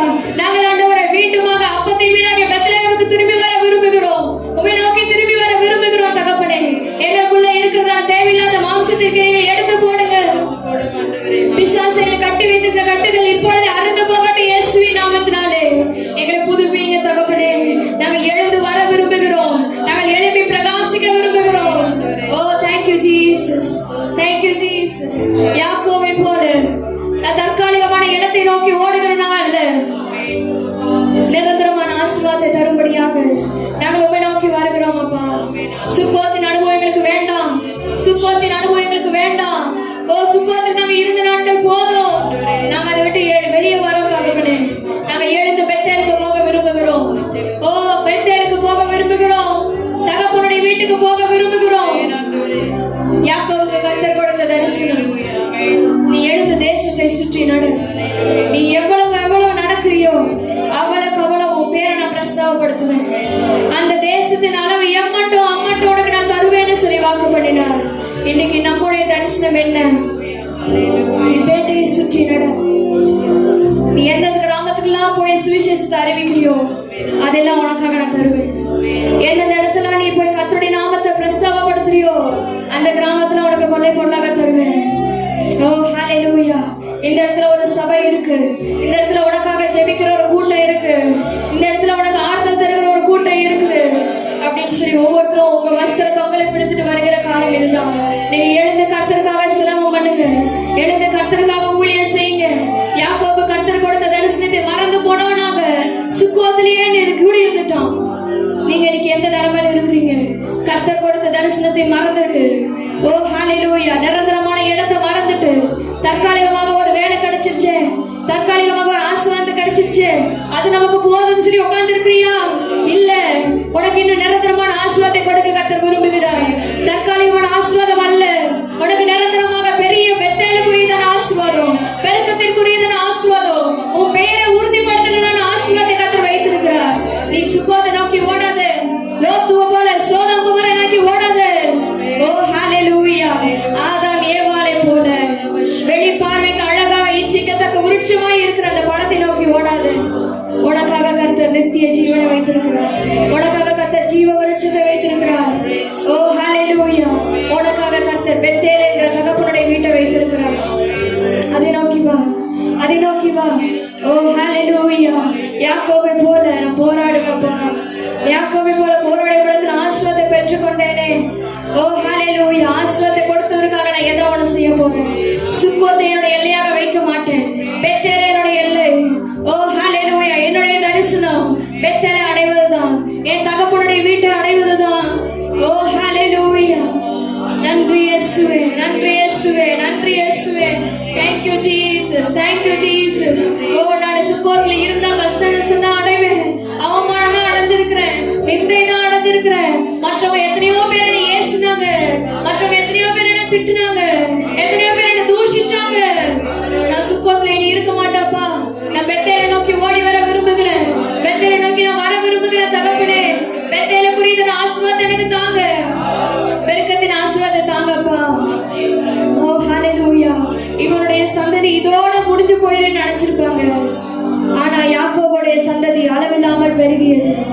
ராஜாக்களும் பிரபுக்களும் அவனுடைய சந்ததி நோக்கி ஓடி வந்தாங்க. ஓ ஹalleluya, இன்றைக்கு நம்முடைய சபையை நோக்கி ராஜாக்களும் பிரபுக்களும் பலவிதமான ஜாதிகளும் நம்ம இந்த சபையை நோக்கி ஓடி வர விரும்புகிறீங்களா? அர்ப்பணிங்க. ஓ ஹalleluya, ஒரு கல்லை கொண்டு கோலியாத்தை வீழ்த்தினது போல இன்னைக்கு நம்ம ஒவ்வொரு கற்களை கொண்டு ஓ ஹalleluya கோலியாத்தை வீழ்த்த கர்த்தர் ஆயத்தமாய் இருக்கிறார். உங்களை அர்ப்பணிங்க, உங்களை அர்ப்பணிங்க. ஓ ஹalleluya, பெத்தேலை அடைவதற்கு அந்நிய தெய்வங்களை விலக்கி போட வேண்டும், அந்நிய பழக்க வழக்கங்களை விலக்கி போட வேண்டும், புறஜாதிய பழக்க வழக்கங்களை விலக்கி போட வேண்டும். ஓ ஹalleluya, உங்ககிட்ட இருக்கிற தேவையில்லாத காரியங்களை விலக்கி போடு. தேவையில்லாத கர்த்தருக்கு பிரியமான காரியங்கள், பிரியமான தொழில்கள், கர்த்தருக்கு பிரியமில்லாத தொழில்கள் ஏதுவாது இருக்கும் என்று சொன்னார், அதை இப்போதே விலக்கி போடு. கர்த்தருக்கு பிரியமில்லாத காரியம் உன்னிடத்தில் இருக்கும் என்று சொன்னார், அதை இப்போதே விலக்கி போடு, இப்போதே விலக்கி போடு. கர்த்தருடைய புதுப்பிக்க விரும்புகிறார். ஓ ஹalleluya, ராகேல் கிட்ட இருந்த விக்கிரகத்தினால் அவள் மறித்து போனாள். ராகேல் கிட்ட இருந்த விக்கிரக சேவிக்கிறதுனால், ஓ விக்கிரகத்தை சேவித்ததினால் அவளுடைய உயிரை அவள் இழந்தாள்.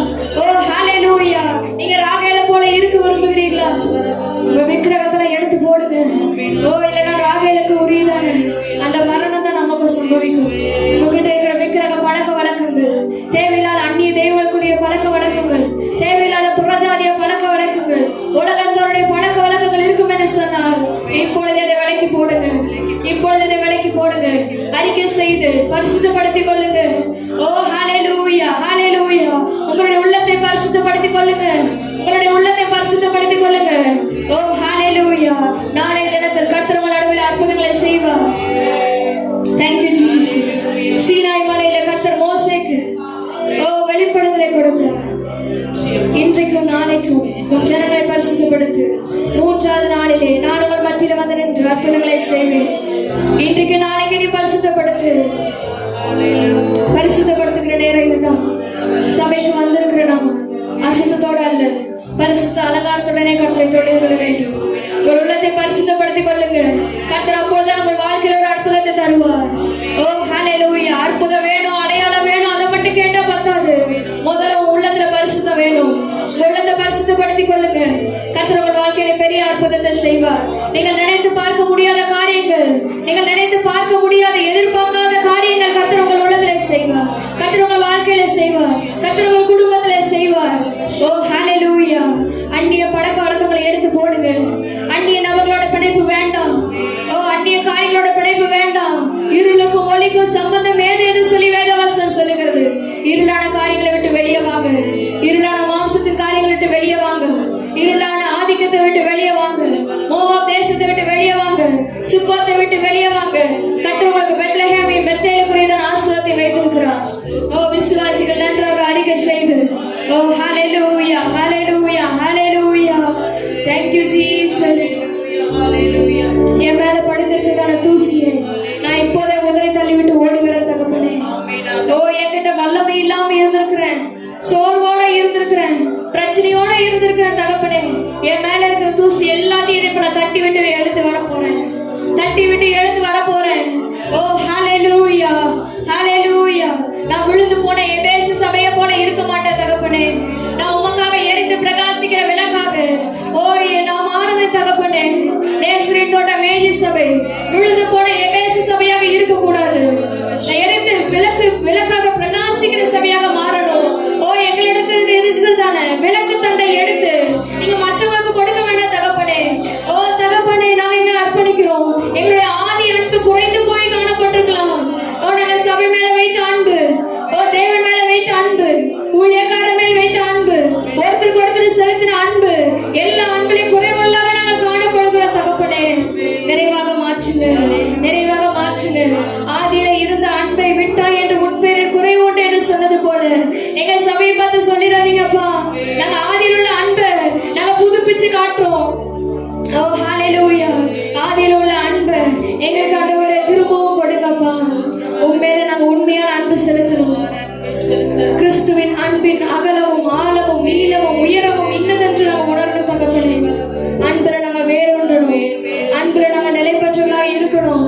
நாங்க அந்நிய பாஷை பேசலாம், ஓ ஹalleluya, ஆவியின் அடையாளத்தை பெற்றுக்கலாம், எல்லாவற்றையும் பெற்றிருந்தோம். தீர்க்க தரிசன வரங்களையும் ஆவியின் கனிகளையும் நாங்க பெற்றிருந்தோம். அன்பு இல்லாவிட்டால் எங்களுக்கு பிரயோஜனம் இல்லை என்று வாசிக்கிறோமே. எங்களுக்கு அன்பை கொடுங்க ஆண்டவரே. மற்றவர்கள் மத்தியில கிறிஸ்துவின் அன்பை பிரகாசிக்கிறவர்களாக எங்களை மாற்றுங்க. Thank you Jesus. வாய்களை திறந்து நன்றாக கேளுங்க. நான் சொல்லுகிற காரியங்கள் ஒவ்வொன்றுக்கும் ஒப்பு கொடுத்து கேளுங்க. நன்றி இயேசுவே. நாங்கள் ஆதியில இருந்த அன்பை திரும்பவும் புதுப்பித்து காட்டணும். ஆதியில இருந்த அன்பை திரும்பவும் புதுப்பித்து காட்டணும் தகப்பனே. ஓ நாங்க குறைவுள்ளவர்களாக இருக்கக்கூடாது, நாங்க குறைவுள்ளவர்களாக இருக்கக்கூடாது, நாங்க நிறைவுள்ளவர்களாக மாறணும்பா. உண்மையில நாங்க பூரண அன்பை காட்டணும். ஓ ஹalleluya. நாங்க சபை மேல அன்பு வைத்திருக்கிறோம் ஆண்டவரே. எங்க சபை மேல அன்பு வைத்திருக்கிறோம் அப்பா. ஓ ஆனா அதுல குறைவு இருக்குது ஆண்டவரே, சில குறைவுகள் இருக்குதாப்பா. நாங்க உமக்காக ஊழியம் செய்யல, உமக்காக நாங்க எரிந்து பிரகாசிக்கல, உமக்காக நாங்க உண்மையாக ஊழியம் செய்யல, உமக்காக நான் உண்மையாக கொடுக்கல, உமக்காக நான் உண்மையாக ஓடல தகப்பனே. அந்த அன்புல குறைவு உண்டு அப்பா. அந்த குறைவுகளை இப்ப நிறைவாக மாற்றுங்க. ஓ ஹalleluya. எங்க சபை தரிசனத்துக்காக நாங்க ஒரு நாள் ஜெபிக்கல, எங்க சபை லக்குக்காக சில நாள் நாங்க ஜெபிக்காம விட்டுட்டோம்ப்பா. ஓ ஹalleluya. அதெல்லாம் மாற்றுங்க ஆண்டவரே. எங்க சபை தரிசனத்தை, எங்க சபை லக்க நாங்க நிறைவேற்றணும், அதுக்காக நாங்க பிரயாசப்படணும். ஓ ஹalleluya. எங்களை எடுத்து பயன்படுத்துங்க ஆண்டவரே, எங்களை எடுத்து பயன்படுத்துங்கப்பா. எங்க ஊழியக்காரர் மேல நாங்க அன்பு செலுத்தாம விட்டுட்டோம். ஓ அவங்க திடமில்லாம சோர்வாக காணப்படுகிற நேரத்துல நாங்க இன்னும் அதிகமா உங்களை வருத்தப்படுத்திட்டோம் தகப்பனே. இன்னும் அதிகமா உங்களை வேதனைப்படுத்திட்டோம் அப்பா. அதையெல்லாம் பண்ணீங்க. ஊழியக்காரர் நாங்க இன்னும் நாங்க அன்பா இருக்கணும்ப்பா. இன்னும் அன்பு செலுத்துற ஆண்டவரே. ஊழியக்காரர் விட்டு போன ஊழியத்தை தொடர்ந்து எங்களுக்காக எடுத்து நடப்பிக்கிற அவர்கள் மேல் நாங்க அன்பு செலுத்தணும் ஆண்டவரே. நாங்க அன்பு செலுத்தணும்ப்பா. அவளை தொடர்ந்து எங்க ஜெபத்தினால, எங்களுடைய நல் வார்த்தைகள்னால அவங்களை தாங்கணும் ஆவியானவரே. திரும்ப திரும்ப அவங்களுக்கு நாங்க வேதனையை தர மாட்டோம், திரும்ப திரும்ப அவங்களுக்கு நாங்க துக்கத்தை தர மாட்டோம். ஓ ஹalleluya. எங்களுக்காக பரிந்து பேசுகிற ஒரு ஊழியக்காரரை ஏற்படுத்தி கொடுத்திருக்காங்க. நன்றி, நன்றி இயேசுவே. அவங்களுக்காக தொடர்ந்து நாங்க ஊழியத்துல தாங்குவோம், தொடர்ந்து அவங்கள ஜெபத்துல தாங்குவோம், தொடர்ந்து அவங்களை நாங்க விசாரிப்போம் ஆண்டவரே. ஓ ஹalleluya. ஊழியக்காரவை நாங்க அன்பு செலுத்த உதவி செய்யுங்க. இதுவரைக்கும் இருந்த வேதனைகள் மாறட்டும், இதுவரைக்கும் அவங்களுக்கு நாங்க கொடுத்த தொல்லைகள் நீங்கட்டும், இதுவரைக்கும் அவங்களுக்கு நாங்க கொடுத்த வருத்தங்கள் நீங்கட்டும்.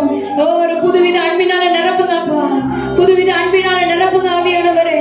நாங்க சபை மேல, தேவன் மேல, ஊழியக்காரர் மேல அன்பு செலுத்தணும்ப்பா. ஒருவருக்கொருவர் நாங்கள் ஐக்கியமா இருந்து அன்பு செலுத்தினாண்டவரே. இவங்க அப்படி அவங்க இப்படின்னு புறம் கூறிட்டு இருக்க மாட்டேன். நான் ஒருத்தருக்கு ஒருத்தர் அன்பு செலுத்துவேன். எங்களுக்குள்ளாக சண்டைகள் இருந்திருக்குன்னு சொன்னா அது எல்லாவற்றையும் சமாதானமாக மாற்றுங்க. நான் இன்னைக்கே போய் சண்டை போட்டவங்கிட்ட பேசுவேன், இன்னைக்கே போய் நான் சண்டை போட்டவங்கிட்ட ஒப்புரவாகுவேன். நான் ஒப்புரவாகாம திருவிழா எடுக்க மாட்டேன்னு சொல்லி ஒரு ஓ ஒருவேளை சபைக்குள்ளாக நீங்க ஒருத்தருக்கு ஒருத்தர் சண்டை போட்டிருக்கீங்கன்னு சொன்னா இப்பொழுதே அவர்கிட்ட போய் ஒப்புரவாகுங்க. நீ உன் சகோதரன் கிட்ட சண்டை போட்டுட்டு பகைய வச்சுக்கிட்டு கர்த்தருடைய சமூகத்துல அந்த காணிக்கையை போட்டா கர்த்தர் அதை அங்கீகரிப்பதில்லை. காயின் ஆபேலுக்குள்ளதான சண்டை நீங்க பார்த்திருப்பீங்க. ஓ ஹல்லேலூயா. அவருடைய காணிக்கையை கர்த்தர் அங்கீகரிக்கவில்லை.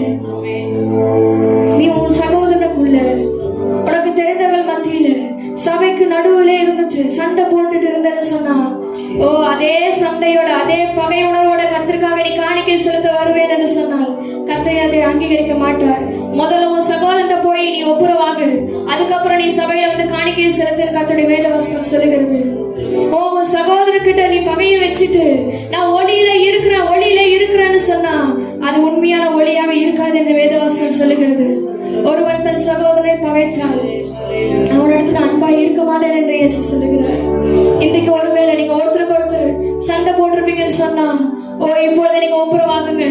ஓ இப்பொழுது நீங்க ஆண்டவர்கிட்ட மன்னிப்பு கேளுங்க. ஆண்டவரே நான் இவங்க கிட்ட சண்டை போட்டுட்டேன், இனி நான் அப்பா அவங்களோட போய் ஒப்புரவாகுறேன், இனி நான் அவங்க கூட போய் சண்டை போட மாட்டேன் தகப்பனே, அவங்க மேல நான் அன்பா இருப்பேன்னு சொல்லி ஒரு தீர்மானத்தை எடுங்க.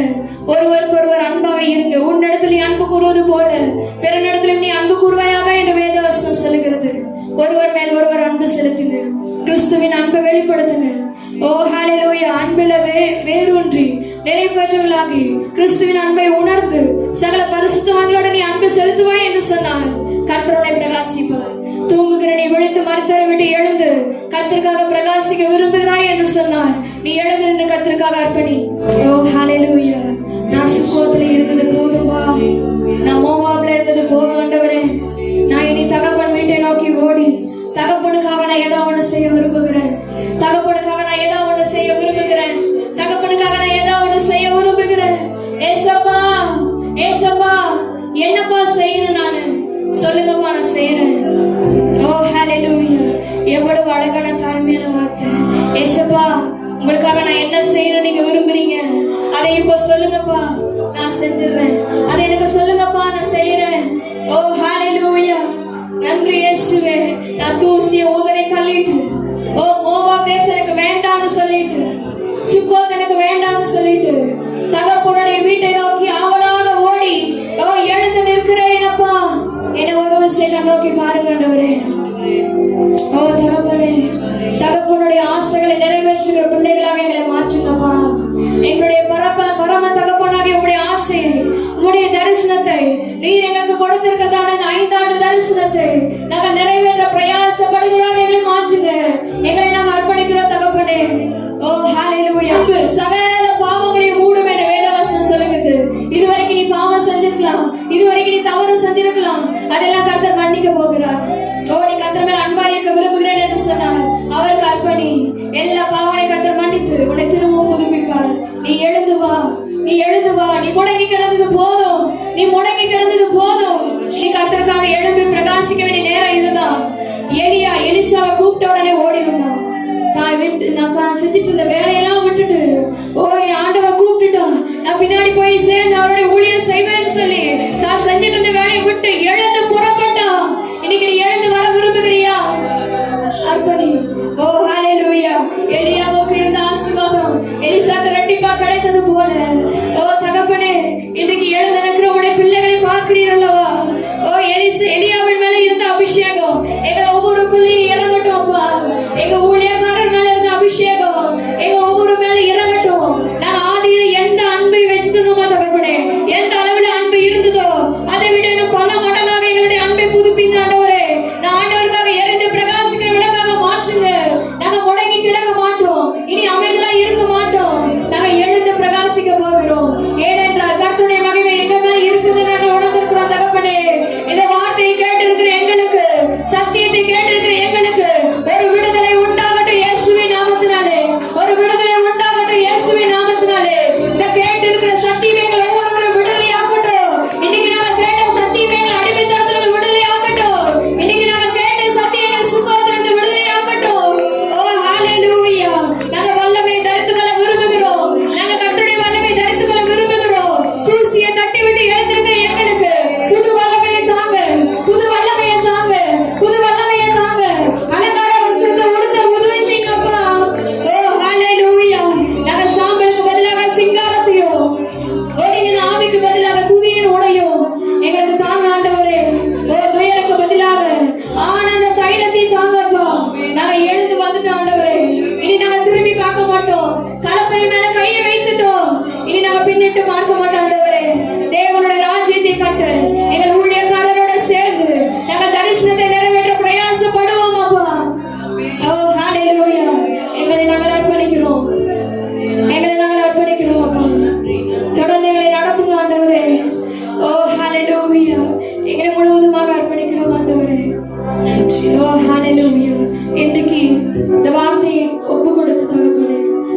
இருக்கிற உங்களுடைய பிள்ளைகளை கர்த்தர் தாமே நீர் ஆசீர்வதிப்பீராக.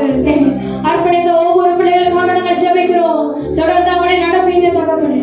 தொடர்ந்து அவர் சபைக்காக எழுந்து பிரகாசிக்க, சபைக்காக எரிந்து பிரகாசிக்கிற விளக்காக மாற்றும்படியாக நாங்கள் வேண்டுகிறோம் ஆவியானவரே. ஓ ஹalleluya.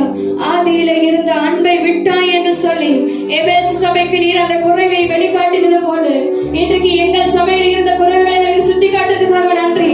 அந்த குறைவை விட்டு நாங்கள் நிறைவாக மாற வெளியே எழுப்பி நிற்கிறதுக்காக நன்றி தகப்பனே. எங்களுடைய குறைவுகளை நிறைவாக மாற்றுங்க. எங்களுடைய குறைவுகளை நிறைவாக மாற்றுங்க ஆவியானவரே.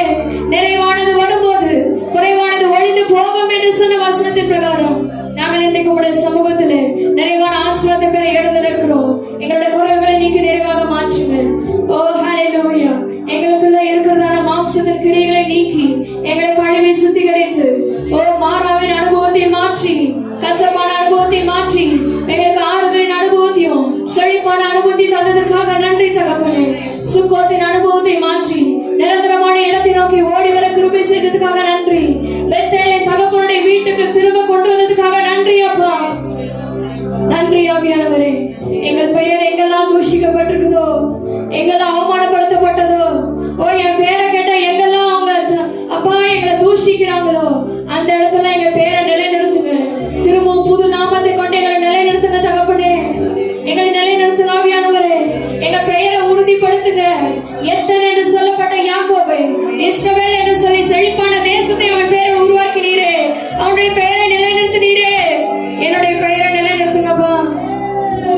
வெட்கப்பட்ட தூஷிக்கப்பட்ட இடத்துல எங்களுடைய பெயரை கீர்த்தியும் புகழ்ச்சியுமாக பின்வரும் சந்ததிக்கு திருஷ்டாந்தமாக வைப்பீராக என்று நாங்கள் வேண்டுகிறோம். தொடர்ந்து எங்களை நடத்துங்கப்பா. தூசியை உதறி விட்டு எழுந்து நிற்கிற எங்களுக்கு வல்லமையை தாங்க, அபிஷேகத்தை தாங்க. எங்களை அலங்கரிங்க தகப்பனே. தொடர்ந்து எங்களை நடத்துவீராக என்று நாங்கள் வேண்டுகிறோம். கேட்டு இருக்கிற சத்தியங்களை விடுதலையாக்கட்டும்.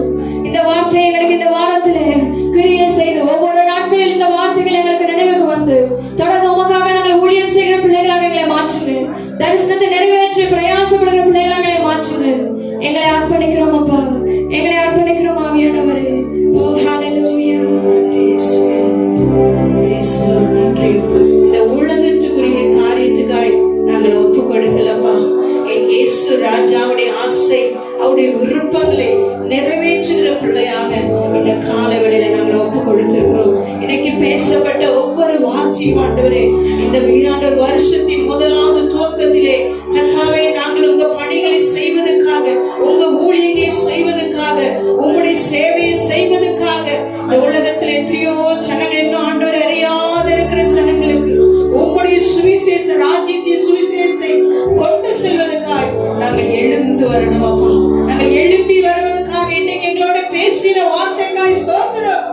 எழும்பு எழும்பு சீயோனே, உன் வல்லமையை தரித்துக்கொள், தூசியை உதறிவிட்டு எழுந்து வா என்று சொல்லி இன்னைக்கு பேசின வார்த்தைக்காய் ஸ்தோத்திரம் ஆண்டவரே.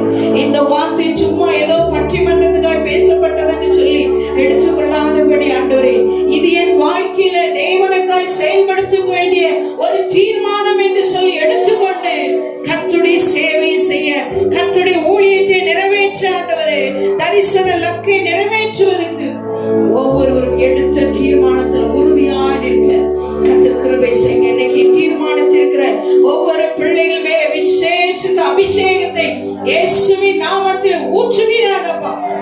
அவங்களுக்குள்ள எப்போது அனல் கொண்டு எரிந்து கொண்டு இருக்க உதவி செய்யுங்க ஆண்டவரே. இவங்களை பயன்பட விடாதபடி தடை பண்ணுகிற பொல்லாத ஆவிகளை, மனுஷிக ஆவிகளை, தந்திரங்களை, சூழ்ச்சிகளை பிசாசு கொண்டு வர எல்லா உலக போராட்டங்களை இயேசு கிறிஸ்துவின் நாமத்தை இப்போதே கடினப்படுத்தும். தடைகள் நீங்கட்டும். தொடர்ந்து உங்க பிள்ளைகள் முன்னேறி செல்லட்டும் அப்பா. யாக்கோபை போல திரும்ப முன்னேறி சென்று பெரிய ஆசீர்வாதத்தை பெற்றது போல இன்னைக்கு உங்க வாழ்க்கையை பெற்றுக் கொள்ளட்டும் அப்பா. கர்த்தருக்காக முன்வைத்த காலை பின் வைக்காதபடி உறுதியாக நிற்க, ஒரு வாழ்வதின் இயேசுவுக்காக, இந்த உலகத்துக்கு அல்ல, உலக ஜனங்களுக்காக அல்ல, என் இயேசுவுக்காக என்று சொல்லி தீர்மானம் எடுத்து கடந்து செல்லட்டும். ஆசீர்வதிங்கப்பா. செய்தி கொடுத்த மகளுக்காய் ஜெபிக்கிறோம். மகளை ஆசீர்வதி, பலப்படுத்தும். தம்முடைய பலத்தால் இடைக்கட்டும் ஆண்டவரே. மகளை கொண்டு கர்த்தருடைய வார்த்தை கொடுத்த வார்த்தைக்காய் ஸ்தோத்திரம். இன்னும் பல லட்சங்களுக்கு எடுத்து பயன்படுத்தும். தேவ சுத்தம் வெளிப்படுத்தும் அப்பா. தேவ சுத்தத்துக்கு மகளை ஒப்பு கொடுக்கிறோம். கர்த்தர் மகளை ஆசீர்வதி பலப்படுத்தும். ஆண்டவரே நாம மகிமைப்படட்டும். எல்லா துதி கன மகிமை நாங்கள் உமக்கே செலுத்துறோம். நீ ஒருவரே பொறுப்படுத்திக் கொள்ளும். இயேசுவின் நாமத்தில் ஜெபிக்கிறோம் எங்கள் ஜீவன்ல நல்ல பிதாவே, ஆமென். ஆத்துமாவே கர்த்தரை ஸ்தோத்திரி, என் முழு உள்ளமே பரிசுத்த நாமத்தை ஸ்தோத்திரி. என் ஆத்துமாவே கர்த்தரை ஸ்தோத்திரி, அவர் செய்த சகல உபகாரங்களை மறவாதே. ஆமென். ஹல்லேலூயா.